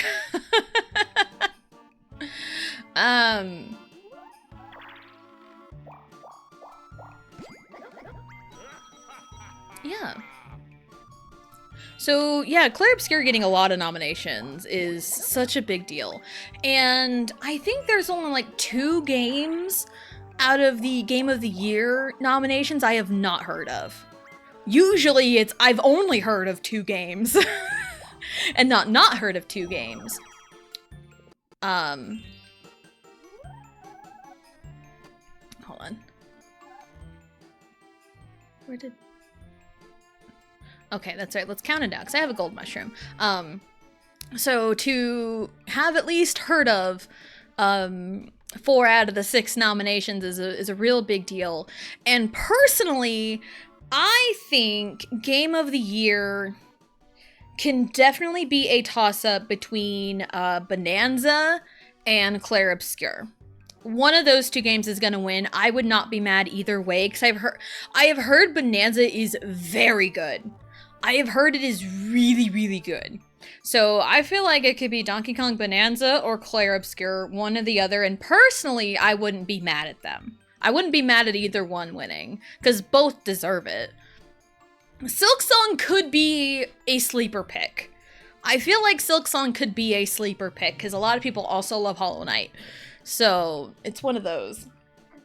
Gihan says that you play Hot Chinese People game. Awesome. You're done? Okay, trash sensing, please. Thank you. 7 Claire Obscure holding most nominations in history. It deserves it, absolutely. Split Fiction and Ghost of Yotei not being nominated for Game of the Year is kind of crazy. Split Fiction, yes. Ghost of Yotei, it literally just came out! And it's like, I'm not doubting, you know, the greatness of Ghost of Yotei, because Ghost of Tsushima was good. I've seen bits and pieces of Ghost of Tsushima. We have it. My husband played it for a little bit, but he hasn't really gotten back to it. So I've only seen a little bit of it, but I have heard it is really, really good. And I've also heard the same of Ghost of Yotei. But like, it also just came out. But I also know that didn't stop God of War. Like a few years ago when Xenoblade was up for nomination. So that's just kind of my thoughts and feelings. I did vote. And there's also the Streamer Awards too. That got, I saw some nominations for that. I'm like, oh yeah, let's look at everything. And Best Stream Game, Clair Obscura is on there, but also Peak and Repo. I've played Peak. That one's fun. All right, 1, 2, 3, 4, 5, 6, 7.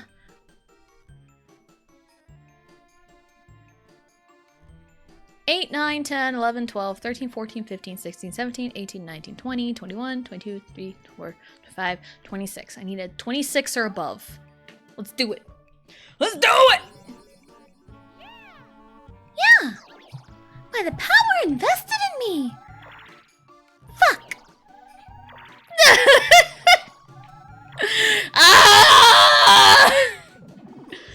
By the power invested in me, I pronounce you with, you suck! 7, 8. 1, 2, 3, 4, 5, 6, 7, 8 item. Or is it 1, 2, 3, 4? 1, 2, 3, 4, 5, 6, 7, 8. Blue space. Puts me closer to them. I mean, I can still try for it, because you never know. You never know.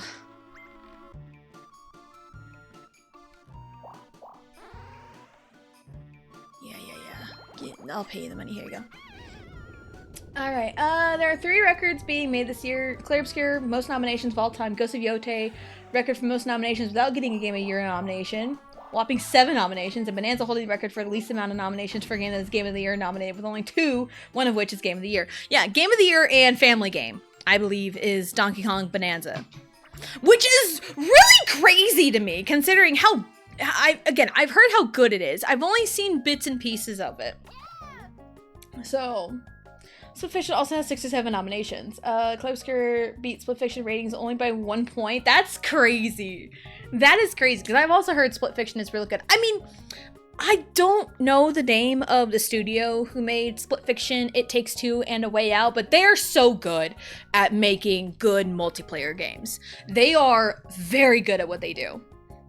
Because I have seen full playthroughs of A Way Out and It Takes Two. Those 2 are very good games for like multiplayer. Like, get a friend or, you know, your partner and play the game with them, and it's really, really fun. And I've seen bits and pieces of Split Fiction. I think this is more of an infamous thing. Not really infamous, but like an iconic part of the game, maybe, where one person's on the bike and the other person has to like hack a phone or something. I've seen that part of Split Fiction. I have seen that part of Split Fiction. So, and it looks really fun. So, played a bit of the demo. Ooh, placed at 90. Gotcha. Also, hello, Gihan. Hello. Welcome in. Hope you're having a good day. There is an ad break going on, so I'll repeat it once the ad goes away to make sure other people realize you're here. Da-na-na-na. I guess I could play this minigame while we wait for ads. I guess we could do that. That's a thing I could do. Oh shit, I meant to grab the... It's fine. Wario, what are you... Stop sandbagging me! Wario, stop it! Thank you. Okay, good. I have this. Well, they're all fighting over there. I can grab this. Alright, we're back, Mets. Hello, Gihan. Hello. Welcome in. Hope you're having a good day. There's something I'm definitely missing with Bonanza because it's fun. I don't know how compelling it is narratively. Yeah, and that's the thing, like, I don't know much about the narrative either because I haven't really seen much of it. I've just like heard a lot of people give it really good praise.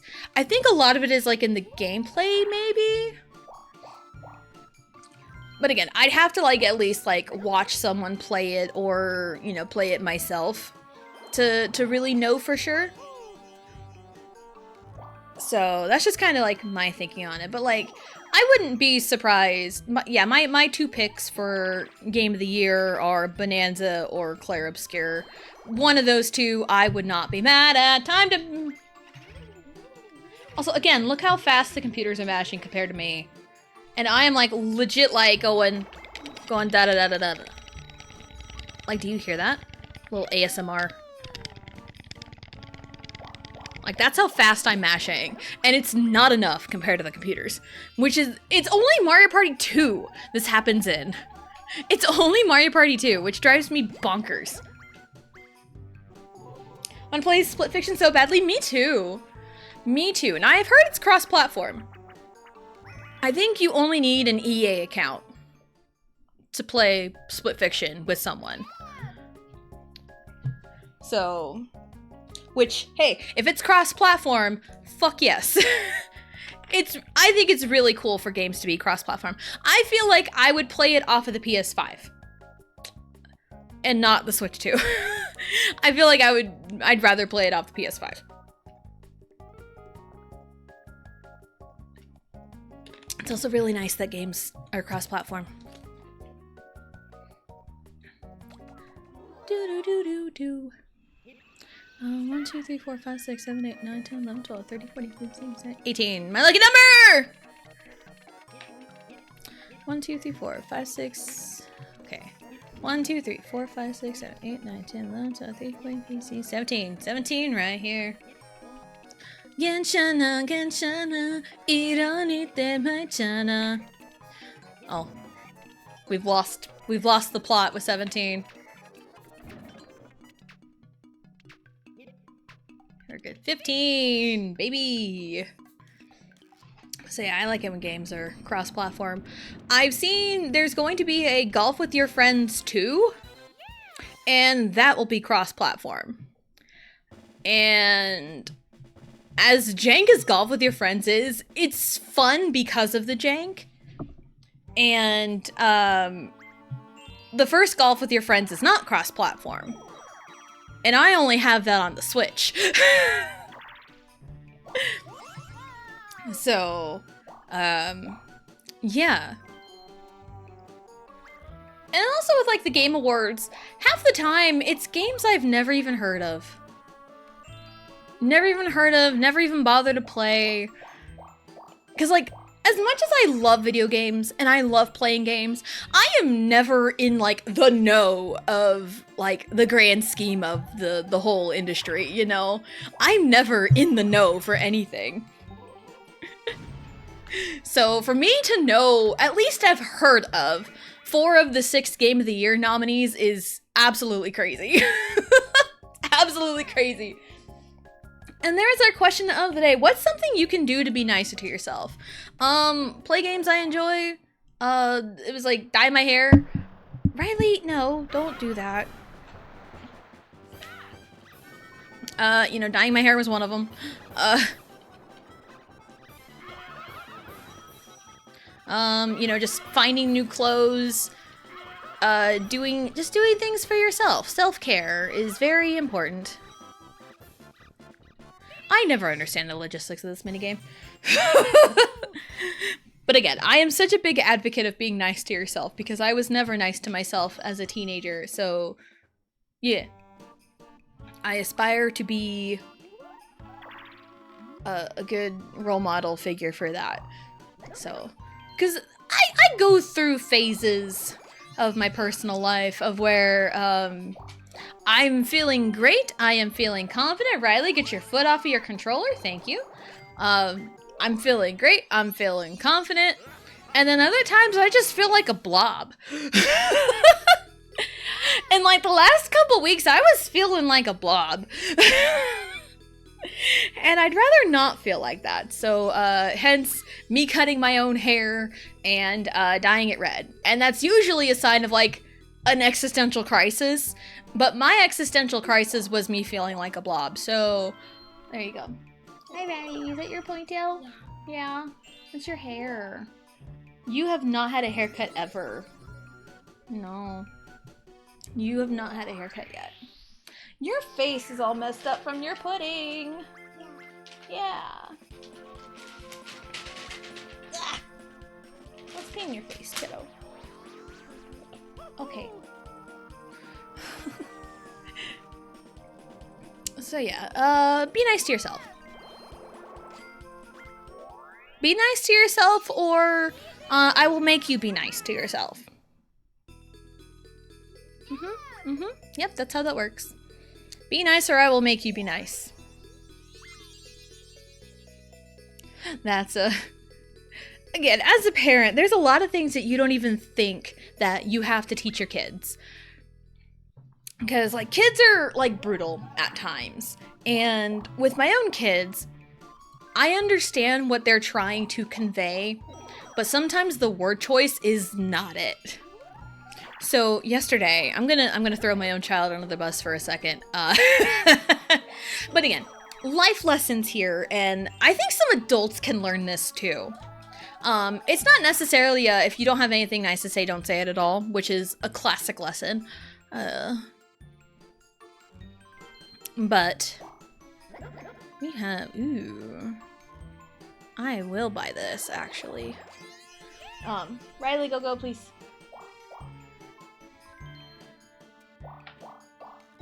It's one of those, word choice is definitely important, because I went to pick up, well, when I picked up Riley from school yesterday, she immediately looked at my hair and went, "You have red." And it's like, yes, I do, child. Yes, I do. My hair is red. Then I wanted to pick up Allie, because again, Allie is 10. So her word choices are a little bit more strung together. When I went to pick up Allie, I just guessed on that one. That's insane. When I went to pick up Allie, she said her first words to me when I picked her up were, "Your hair looks weird." Now, if we think about the word choice there, that sounds very insulting. And I understand what Allie was trying to say. You know, because, like, I'm her mom. I can pick up on stuff like that. So, what she was trying to say was, hey, your hair looks different. That's what she was trying to say. But the word choice that she had chosen was, you look weird, or your hair looks weird. And it's like, that's not a good word choice. So that was one of those, when we got to the pickup, I explained to her, hey, that's not a very nice thing to say. Like, I understand what you're trying to say, and the word choice you were looking for was, your hair looks different. Different was what you were trying to say, but it came out as weird. So, that's what she was trying to say. And so I mentioned that, like, hey, that word choice could definitely be, you know, insulting. Could definitely be insulting and give that vibe. So while I understood what she was trying to say, but if she said that to the wrong person, that would definitely come off as an insult to them. So it's like, let's try to be mindful of our word choices, because, like, I see a lot of the time, and, like, I'm bad with word choices, and I am, like, terrified of things coming across the wrong way. So it's one of those, like, if you like something, compliment. And then, like, later on, she said, I like your hair, when I was getting her ready for bed last night. She said, I do like your hair. And it's like, thank you. Now let's open up with that instead of saying, your hair looks weird. So, life lesson. Wario really went for broke and became broke.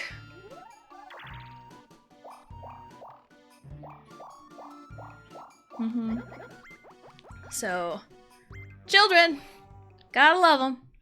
Especially 10-year-old girl. 10-year-old girl who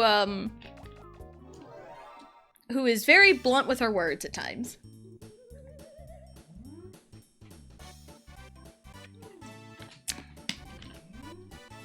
You're more mature than me. I would have responded, your hair looks weird. Vegeta would have said that. Vegeta 100% would have said that. He would have fired back with an insult because he always does. That's usually his go-to. Oh, shit. What was it the other day? Oh, no, I can't say that. That it turns it inappropriate. Crap. No. Oh, like, for example, like, oh, hey, this is kind of slow. And then he'll retort, you're kind of slow. You know, that's his go-to insult. So he would have done that too, but yeah. Had to be a mom in that moment.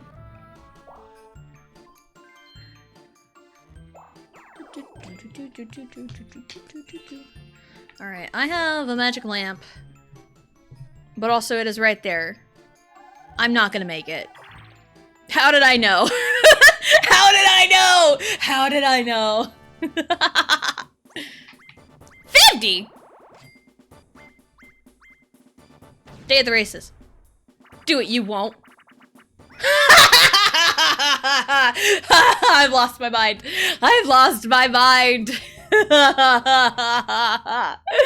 Oh man, we're just leaving it up to fate, aren't we? I trust. I trust. I trust in the heart of the cards. Stretching my back a little bit. It needs it. Alright, let's go, Bob-omb.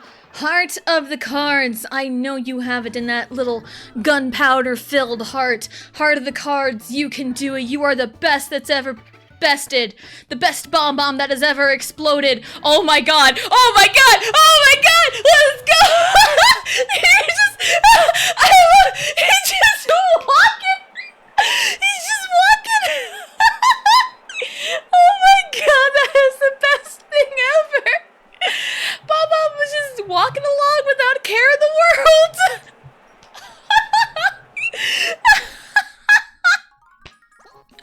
Oh my god, that was so beautiful. Oh, poetry in motion. Poetry in motion. That was so funny. Oh, I loved every second of that. That was beautiful. Oh, I'm flapping. Again, take away one letter of that, and this will be a completely different stream.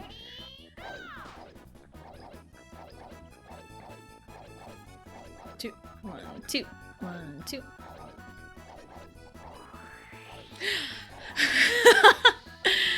Anyway, there was another conversation when we stopped by my mother-in-law Saturday after going grocery shopping.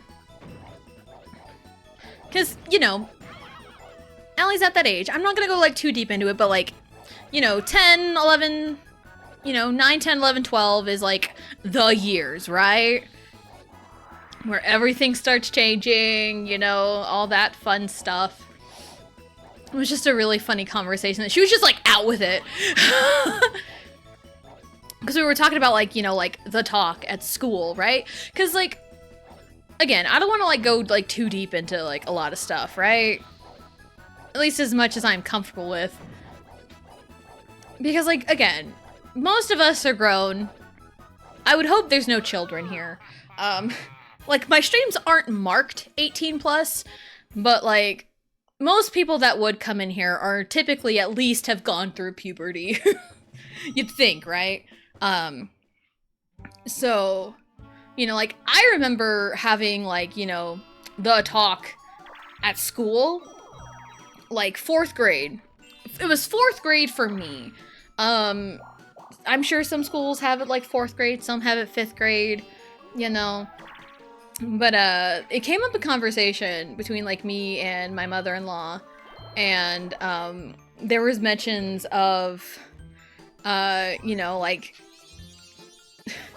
my mother-in-law had asked, like, have they had, like, the talk, you know, at school? And then Allie just yeah, we had the puberty talk. Just, like, out with it. It was so funny, like without missing a beat. It was great.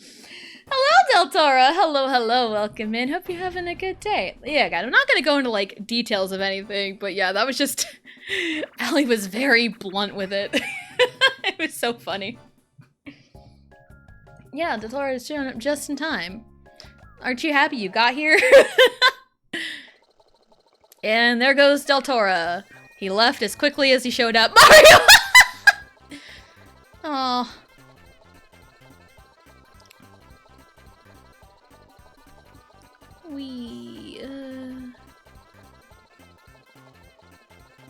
That's such a hard... Oh no, I went around it. Crap. It's fine. It's fine. We did it. Mario got the strats. I know. Look at that 0. No, if anyone's got the strats, it's Wario. He had a score of 69.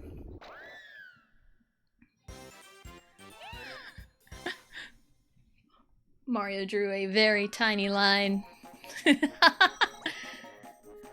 Alright, but and I am fully aware of the Luigi problem.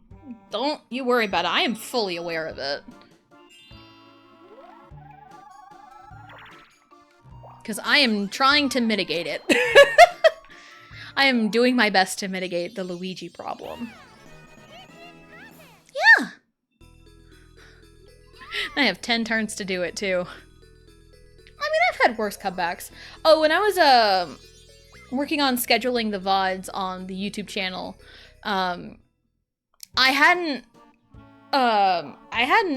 made public the one Mario Party 3 VOD of when Wario won like the Lucky 7 and got like 800 coins. And later on, like towards the end of the stream, this guy comes in, says 7777 because Wario had like 7 stars, 777 coins, and bro came in, was like, oh my god, 7777, Wario is for sure winning this. I will bet a follow on it. Never did. Bro never followed me. Never did. And it's like, and I won that board too. I 100% won that board. So that guy owes me a follow. No! No! No! No! Get in there! Maybe he was betting to not follow. I think what happened was he showed up, and it was first time chatter. First time chatter. 7777, Wario is going to win. I'll bet a follow on it. I bet bro showed up, made that comment, never stuck around to see the end of it. I bet you that's what happened. And dude owes me a follow. 100%. Dude owes me a follow.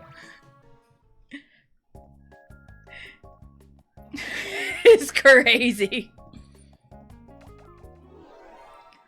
Because it's one of those where it's like, I was minding my own business that day.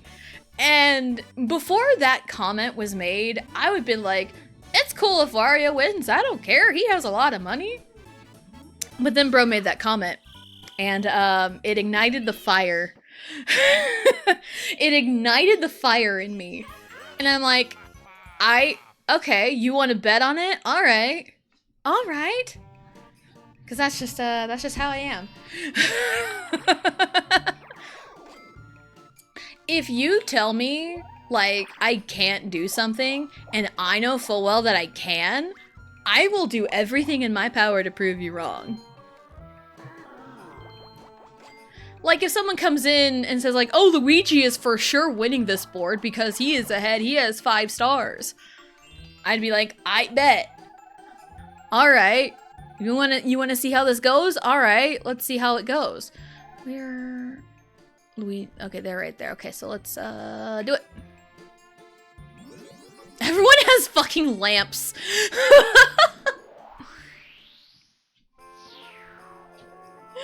I bet blue wins this board. I bet you're right. It's really funny, because sometimes when I'm done with stream for the day and I have left to go pick up Riley and come back from school, I will like boot up Mario Golf, you know, N64 Mario Golf, And I just kind of like, you know, play courses, do whatever I want. And I didn't realize it.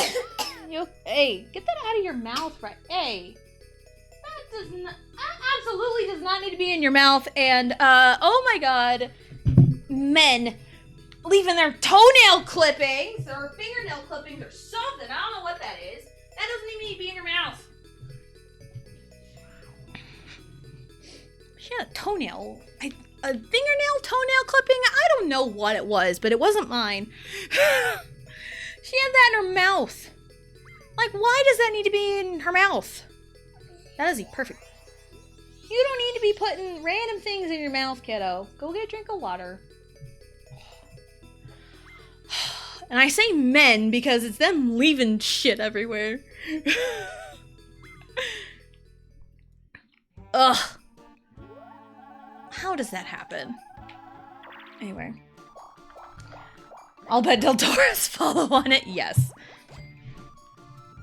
Yeah, I'm just here minding my own business, and here's Riley coughing and had something right on her tongue.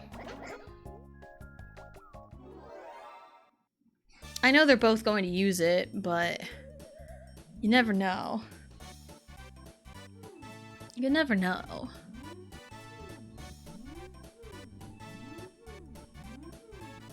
Because it hasn't worked out for me before. It hasn't worked out for me yet, so let's do this.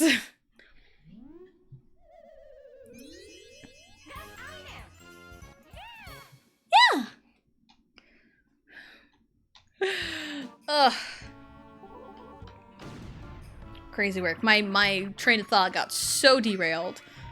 It got extremely derailed. It's like, I know sometimes, like, you know, when you're clipping your nails, it can get, like, it flung everywhere and you can lose it. But it's like, man, that kid. She's such a wild card. Because, like a month or so ago, I got when I was picking her up from school, her teacher talked to me. It's usually like not a great sign, but not a bad one either. Sometimes it's good, sometimes it's just like, hey, by the way. This was a hey, by the way type thing. Because her teacher asked me, does Riley eat at home? And I say, yes, she eats very well at home. And her teacher then said, well, because I caught her digging out of the trash can for leftover food. So I didn't know if she was like eating at home or not. I'm like, yeah. Like, that's a normal Riley behavior, because earlier that day, where her teacher told me about that, I had caught Riley digging out of the trash, like, that same day. Yeah, Riley, you need to not dig into the trash. So it's like, this kid. Ah!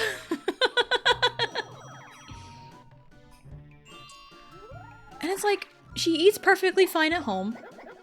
And her teacher even told me she's like the best eater out of her class. Like, she is the best eater out of her class.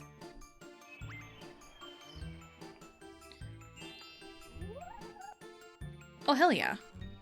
No one's used them yet.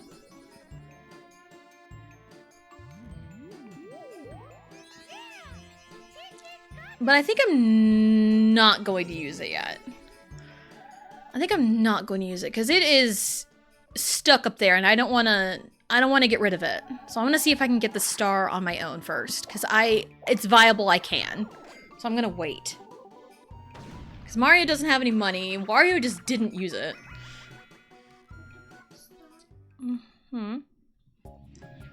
So, but yeah, it's like, Riley eats food very well, and she's still digging out of the trash cans. Like, what the heck, kid?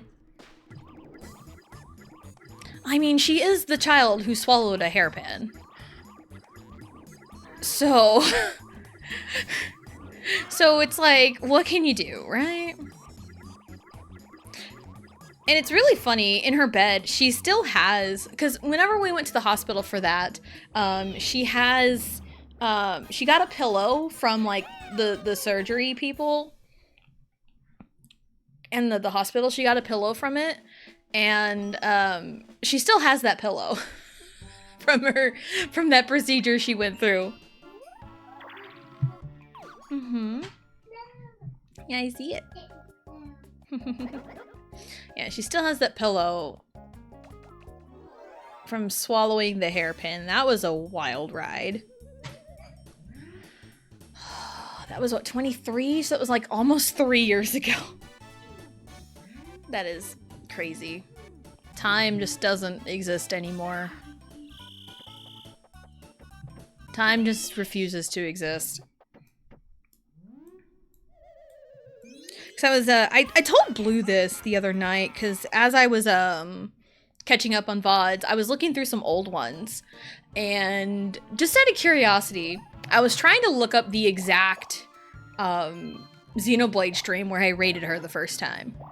And I was in chapter 5, I think. I had just gotten to the city, I think. In Xenoblade 3. I had just gotten to the city. I think that's where I was in terms of story when I rated her the first time. So, and that was like 3 years ago. And it's just real crazy. That might actually. Okay, 4. It might not get me to the star, but I mean, people have.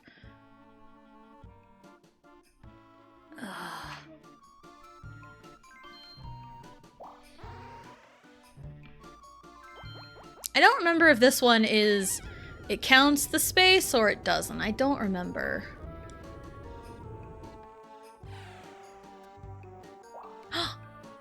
Nice. This one does not count the space. Okay, good to know. It's Superstars that does. Because it was either like one of them counts the space and the other one doesn't. So that was actually clutch. I love that. I love that for me. Good job, Riley. So, yeah. Xenoblade bringing people together. Because, I've mentioned Chugga Conroy before, and I think a lot of people have gotten into Xenoblade via Chugga Conroy. Love Chugga, by the way. Love his videos. He recently just finished a Let's Play of Kingdom Hearts 1. I haven't watched any of it, because I'm not a big Kingdom Hearts person. But, drop my controller. I mean, it's not like I was gonna win this minigame anyway, but I mean, I'd still like to participate. And fun fact, the first episode of Xenoblade Chronicles 1, his Let's Play, the original Wii version, came out June 14th, 2014. And I know that because that was the day me and Vegeta started dating. And Xenoblade 1 became his favorite game of all time. So, yeah. So, again, Xenoblade bringing people together. And then, it's one of those, if I hadn't decided to stream when I did, I probably wouldn't have met all my awesome friends, for better or for worse, you know? Because I've met some cool people that I don't even talk to anymore. I met some really awesome people who I talk to almost daily. So, you know. And, Xenoblade. Xenoblade's great. I love Xenoblade. And Tessa, cool people. I am a cool people. Yes, I am the cool people. Which is crazy because, like, growing up, I was never the cool person. I was only the cool person during, like, basketball season because dance team.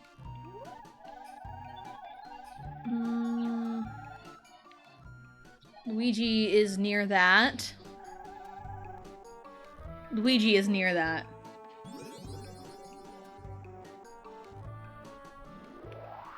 Take it away. Take it away, Peach. So yeah, I was never really, like, a cool person. I almost got nominated for Homecoming Queen. For a Homecoming Queen candidate, rather.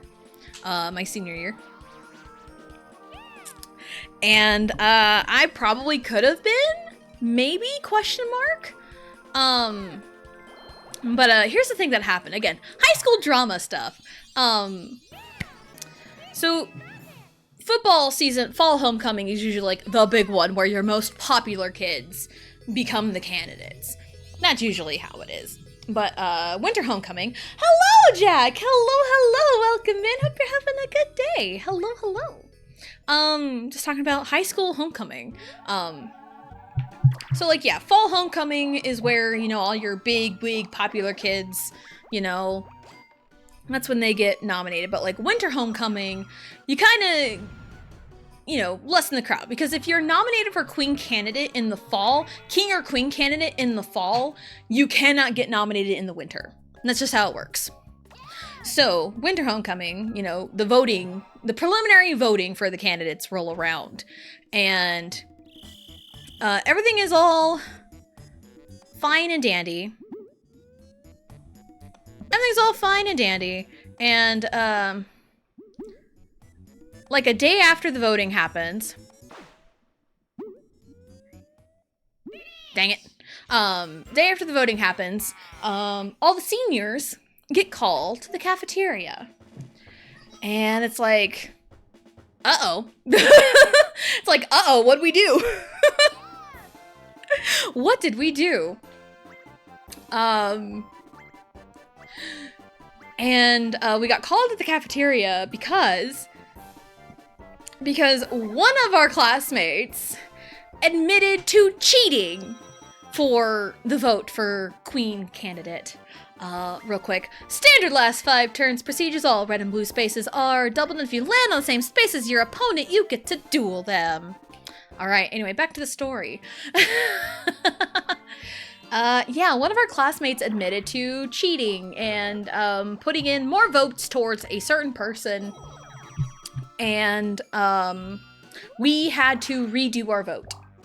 It was like after lunch, I think, when we got called to the cafeteria. And we had to redo our vote. And they kept an eye on everyone to make sure no one cheated. And then shortly after that, we all went back to class. And on the way back and in class, I heard people mention, I voted for Tessa as one of the candidates, and some people were like, you know, agreeing, saying like, yeah, I did too, you know, because like during the basketball season, I was on the dance team during basketball season, and I was known as like the best dancer. So people knew me as like, you know, the dancer. I'm like the best dancer, you know, in the school. So that's how people knew me. Also, 6/14, hey, dating anniversary. I mentioned that date earlier. Where did the star even go? I wasn't paying attention. It's over there. Okay.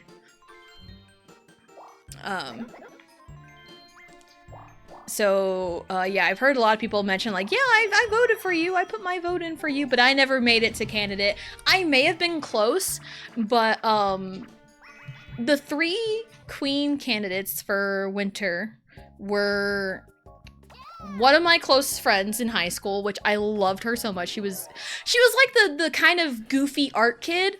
I loved her though. She was great to be around. She just had really good vibes. I loved her vibes.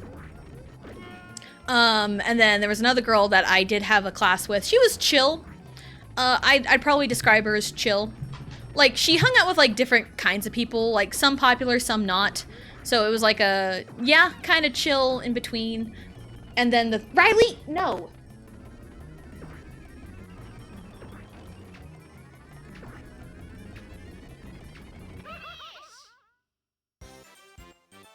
Sorry about that. And the third candidate was, to put it bluntly, a bitch. I've told the story a few times. Freshman year PE, this girl just completely didn't even know I existed and insulted me really badly. Because we were trying to partner up basketball to a partner, and I was standing next to the PE teacher, and I was trying to like look for a partner because, like, you know, everyone partners up with their friends, and I didn't have any friends. And this girl comes up to the teacher, and I'm right next to the teacher. She comes up and says, "Can I join this group? I don't have a partner." And the teacher says, "Oh, well, Tessa's right here. Why don't you guys partner up?"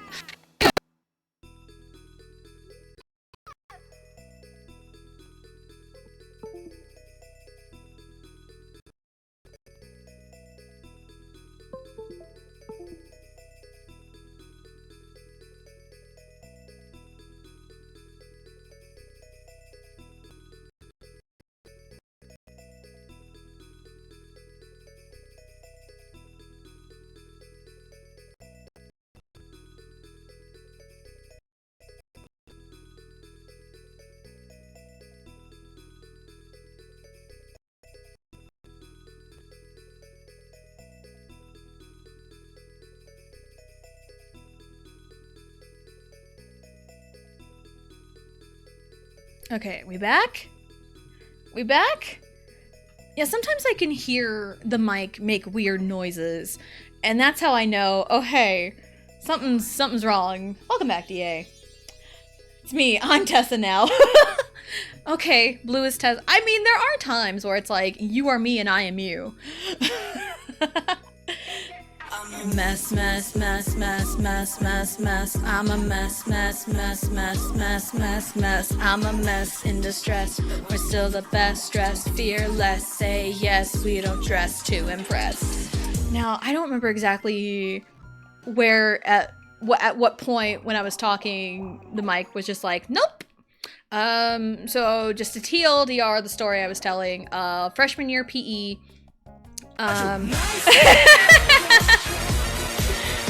I do nice.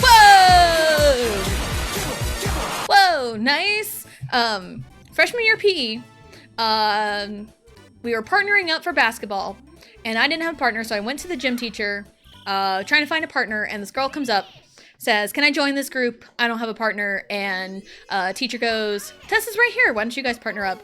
And she looks at me and goes, "Oh, I didn't see you there." And I was literally right in front of her. This is the girl who was the third queen candidate. And still suspicions of foul play in a way. High school drama bullshit, probably. You know, but she didn't win. She did not win the queen candidate. It was the one chill girl. Not the art, my friend, but the chill girl that won. So I was very happy about that one.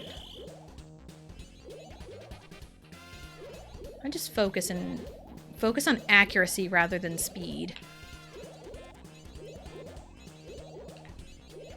'Cause he is messing up a bunch. Yeah, just focus on accuracy rather than speed, I think is the way to go for that one. Yay. Doubled my money. Thank you, Luigi, for doubling my money. Double it and give it to the next person. Dun, dun, dun, dun. So, yeah, those are the queen candidates for winter homecoming. And, yeah. I do wonder... It's like, I don't think about high school like religiously, but there's sometimes I have like thoughts that come across my brain. I know it's a scary thing when I have thoughts, right? But sometimes I think back on it and it's like, I wonder like how many votes I had for a queen candidate for winter homecoming, you know? I do wonder that sometimes.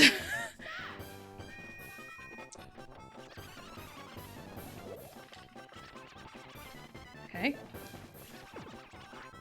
Either me or Luigi has it. No! Damn it, I had it! Now Wario has it. Oh my god. The hitboxes are so weird on these. Why? I hate the hitboxes for grab bag. I hate them a lot with passion. Because, like, someone can punch you in the face and steal from you, but you can't punch them in the face and steal from them. You have to be, like, right behind them, and I hate it. Anyway. So, yeah. That is my high school homecoming experience. And right as I earlier I even talked about, like, one of, like, the scandals that happened at my school. Again, going to, like, you know, nepotism and nepo babies and the fun stuff. I only have money for...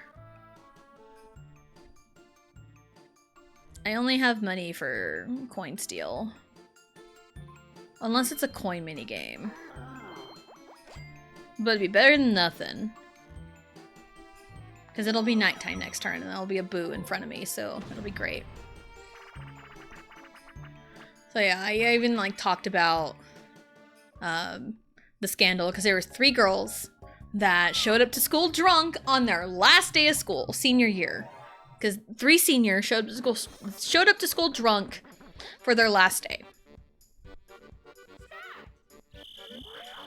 My God, why? I'm trying to go fast.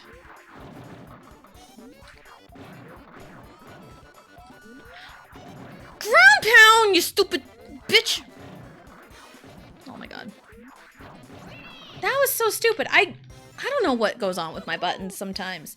But yeah, 3 girls, 3 seniors show up to school on their last day, drunk, and they saw no repercussions from it. Because one of the girls was a daughter of a rich farmer. Another one was the daughter of a teacher and a counselor. And the third one was the superintendent's daughter. So yeah, they saw no repercussions for their actions because the punishment would have been they don't get to walk at graduation. But they did, because of course they did, because of who they were. And yeah, it was crazy. And like the superintendent was full on dead set, like, yeah, the repercussion is, you know, they don't get to walk at graduation. But then they told him one of them was your daughter, and his tune changed real quick. Of course, small town bullshit. Gotta love it. Gotta love it.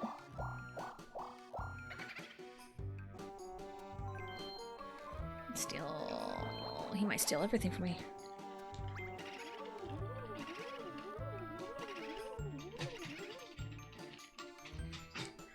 Yeah, he stole fucking everything. I don't understand the whole boo in Mario Party 2. I never understood it.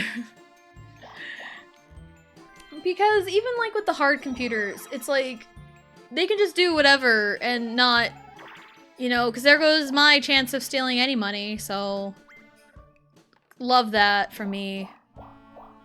Cool. Thanks, Luigi. You could have really stolen from Wario, who has way more money, but nope. Anyway.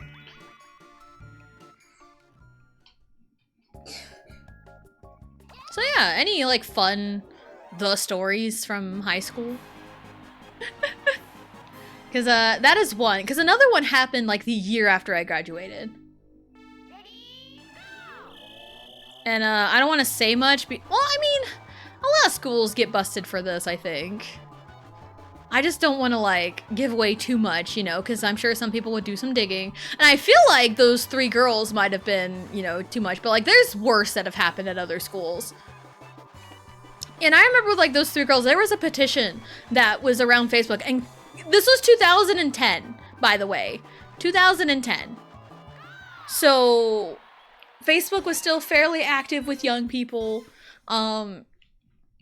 There was like a petition on Facebook. Someone, you know, made a Facebook group and with petitions to get them to not walk at graduation. And they still got to. They still did. So, again, small town bullshit. And I only know what one of them is up to nowadays because of reasons. And,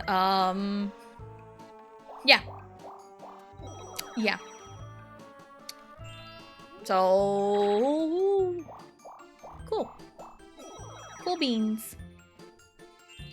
Cool beans. So, I just hope my kids don't really have like bad or negative experiences like that. You know, that's like the hope anyway.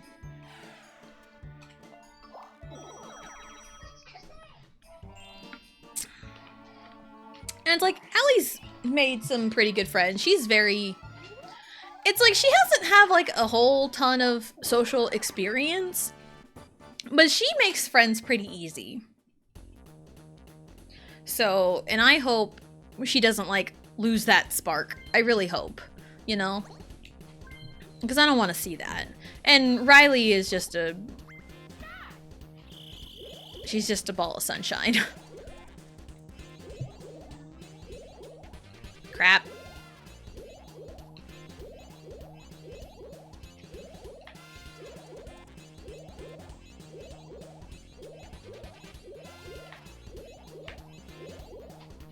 I think he messed up more than I did.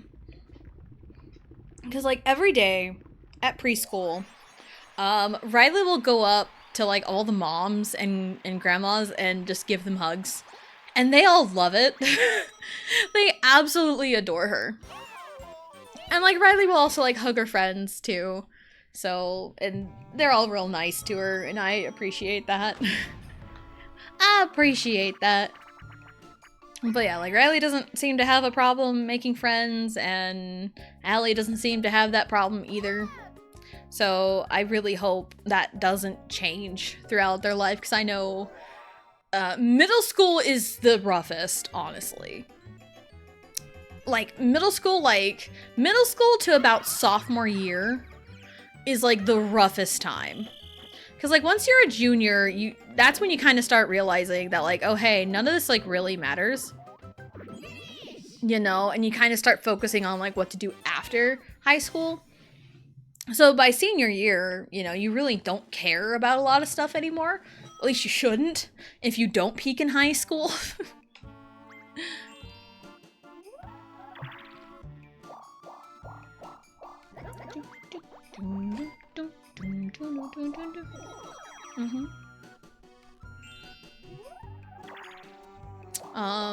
So, yeah. Yeah, because, like, middle school is absolutely rough. I had a rough time in middle school. I had a real rough time. It's one of those, you know, like, your body changes, because that's, like, the puberty time. Your body changes, everything changes, and you're just, like, left confused. Kids are brutal.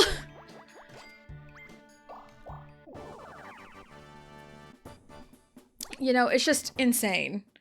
Middle school years are rough. Middle school years are very rough. Fuck it, all or nothing. Let's go. Time to lock in.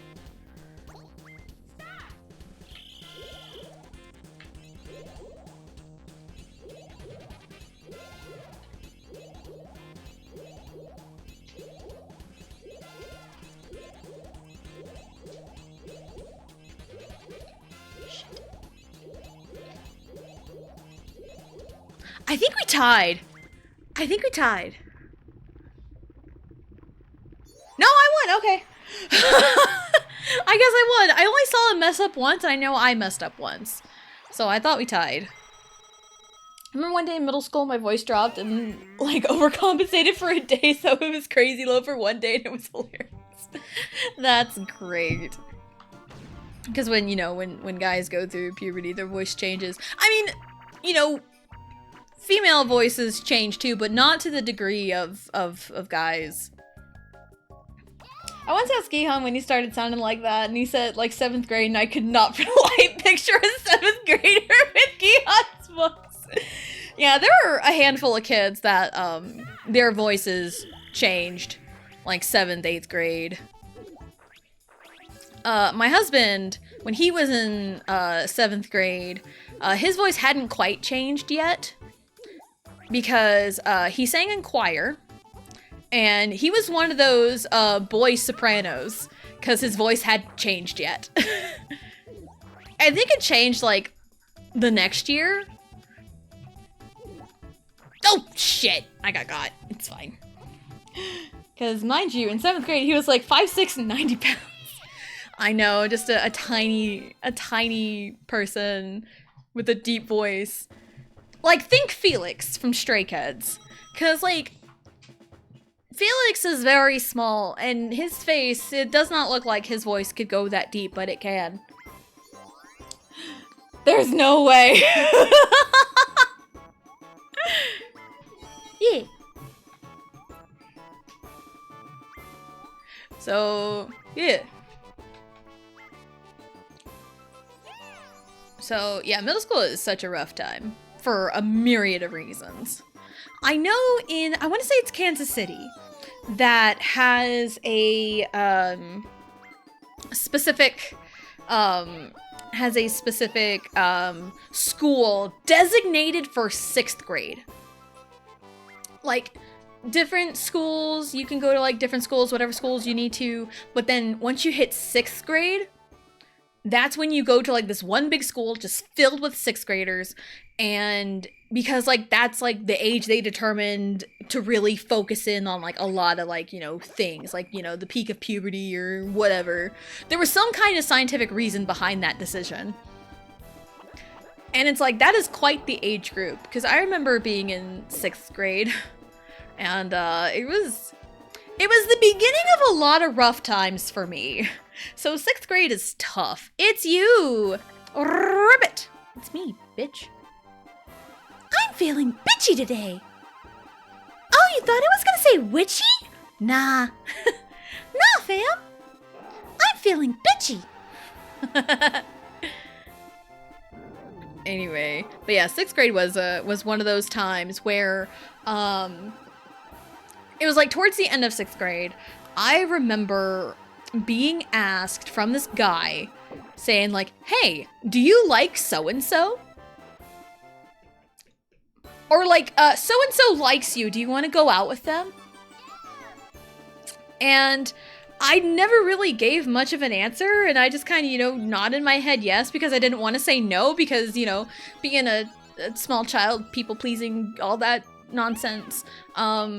You know, and then it just like went all around the school. And the guy that I was asked about, he came up and said like, you know, don't listen to them. It was just a joke. Don't worry about it.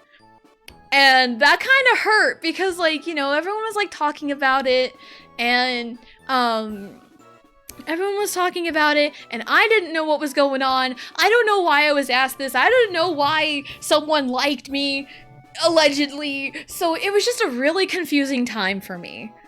It was just really confusing for me. So yeah, stuff is brutal at that age.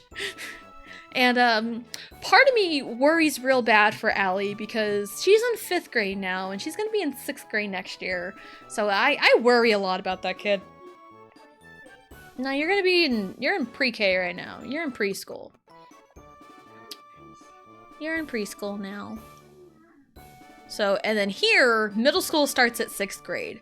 So I'm gonna have a middle schooler next year, and it's gonna be crazy. Oh, we both hit 7. Let's go. Ooh, even if he was the only one that won it, I would have won anyway by like 3 coins. That would have been great. No chance times though, which is kind of surprising. Lots of items, quite a bit of banks. Mario landed on 6 Bowsers. That's funny. I love it. I love it. Wario did astronomically bad. I love it. I love it here.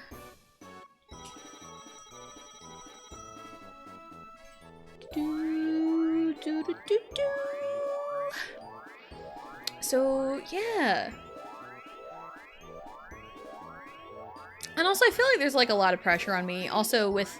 Okay. A lot of pressure on me as a mom, because for one, I was really young when I had Allie. So,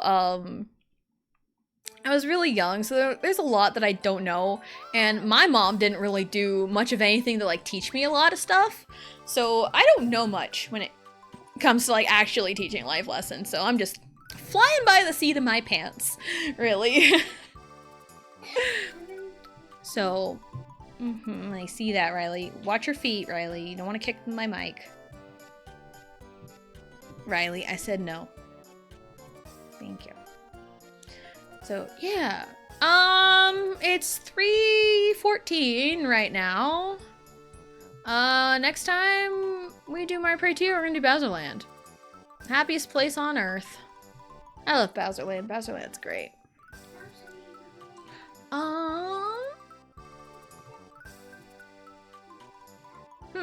Trying to think of,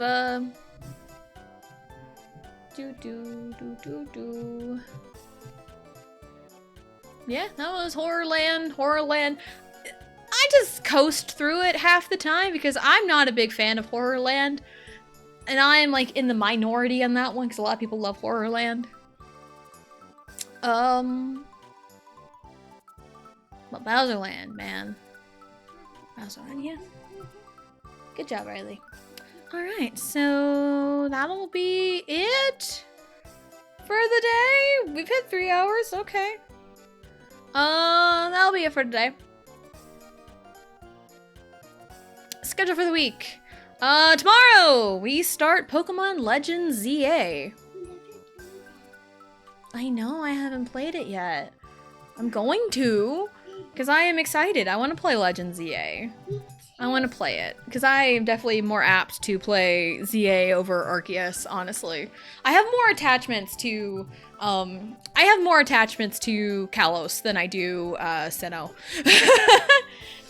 ZA is great, yeah, because I watched my husband play it, and I had a lot of fun watching him play it, and there's a lot of love and care that, went into it, and I really love it. So I want to play it myself and have fun with it because I can. Wait, why buy Tessa? Tessa ending? I mean, I'm done with the Mario Party board and I really need to pee. And it's like, of course, the one day I don't have a time constraint to leave by 3:45, it's a Mario Party day. Shoot, okay.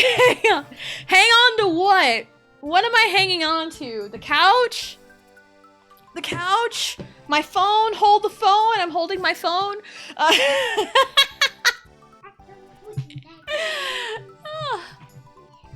But yeah, we're starting Pokemon Legends ZA tomorrow, so if you wanna, you know, like, watch gameplay of it, wanna see the beginning of it again, Riley, get off of your controller. You don't need to step on it. You can hurt yourself.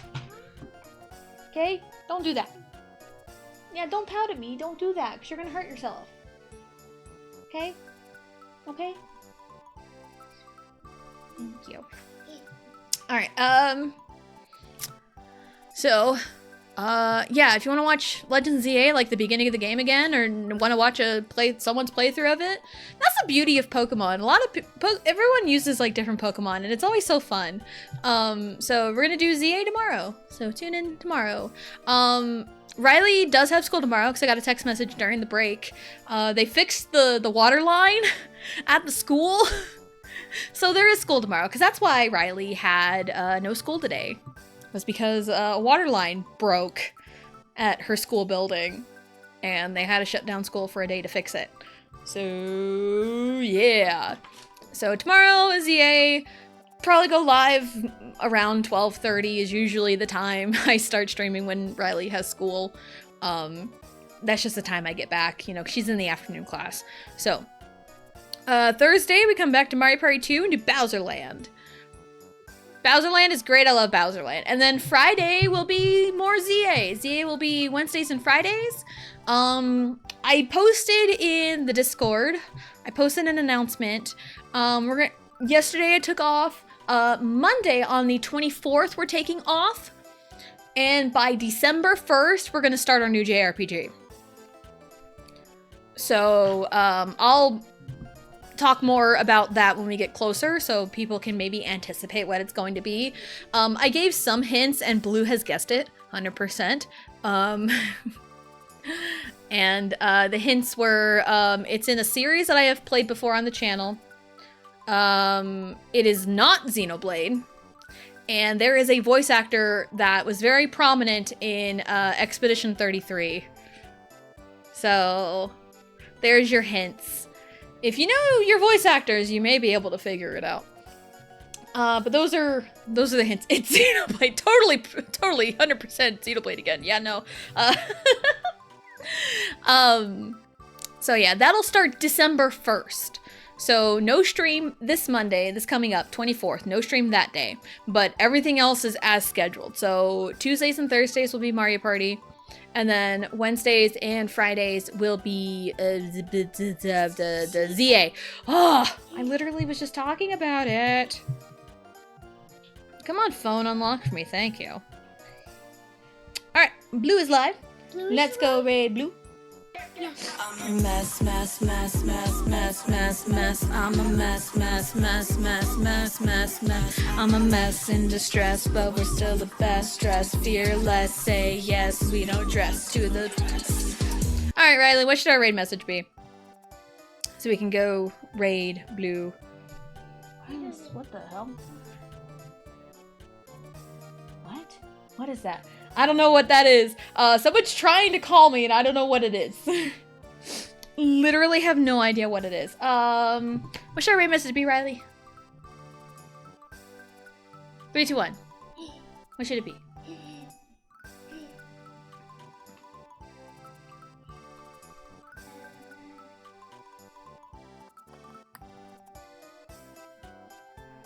My 4-year-old is going to decide our raid message. What should it be? Could be anything you want. What should we have?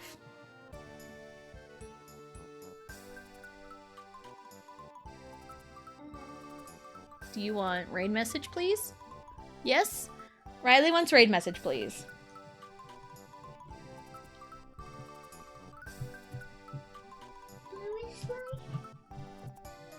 What? Excuse me? Hold on. Raid message, please. If you are subbed to me, you can use my emotes. If you are not subbed to me, you can use whatever emotes you want.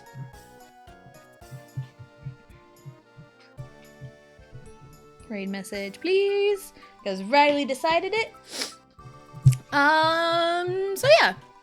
Tomorrow ZA, Thursday Mario Party 2, Friday ZA. We might do a GameCube Mario Party Tuesdays and Thursdays. They won't be full 50 turns because I have time constraints, but a classic, yes, Riley wanted it, so it's fine. So we'll figure that out. And then December 1st we'll start the new JRPG. So Mondays will be a JRPG except for this upcoming Monday. Tuesdays and Thursdays are Mario Party, and Wednesdays and Fridays will be Pokemon Legends ZA. So thank you everyone for coming out and hanging out, and we will see you next time.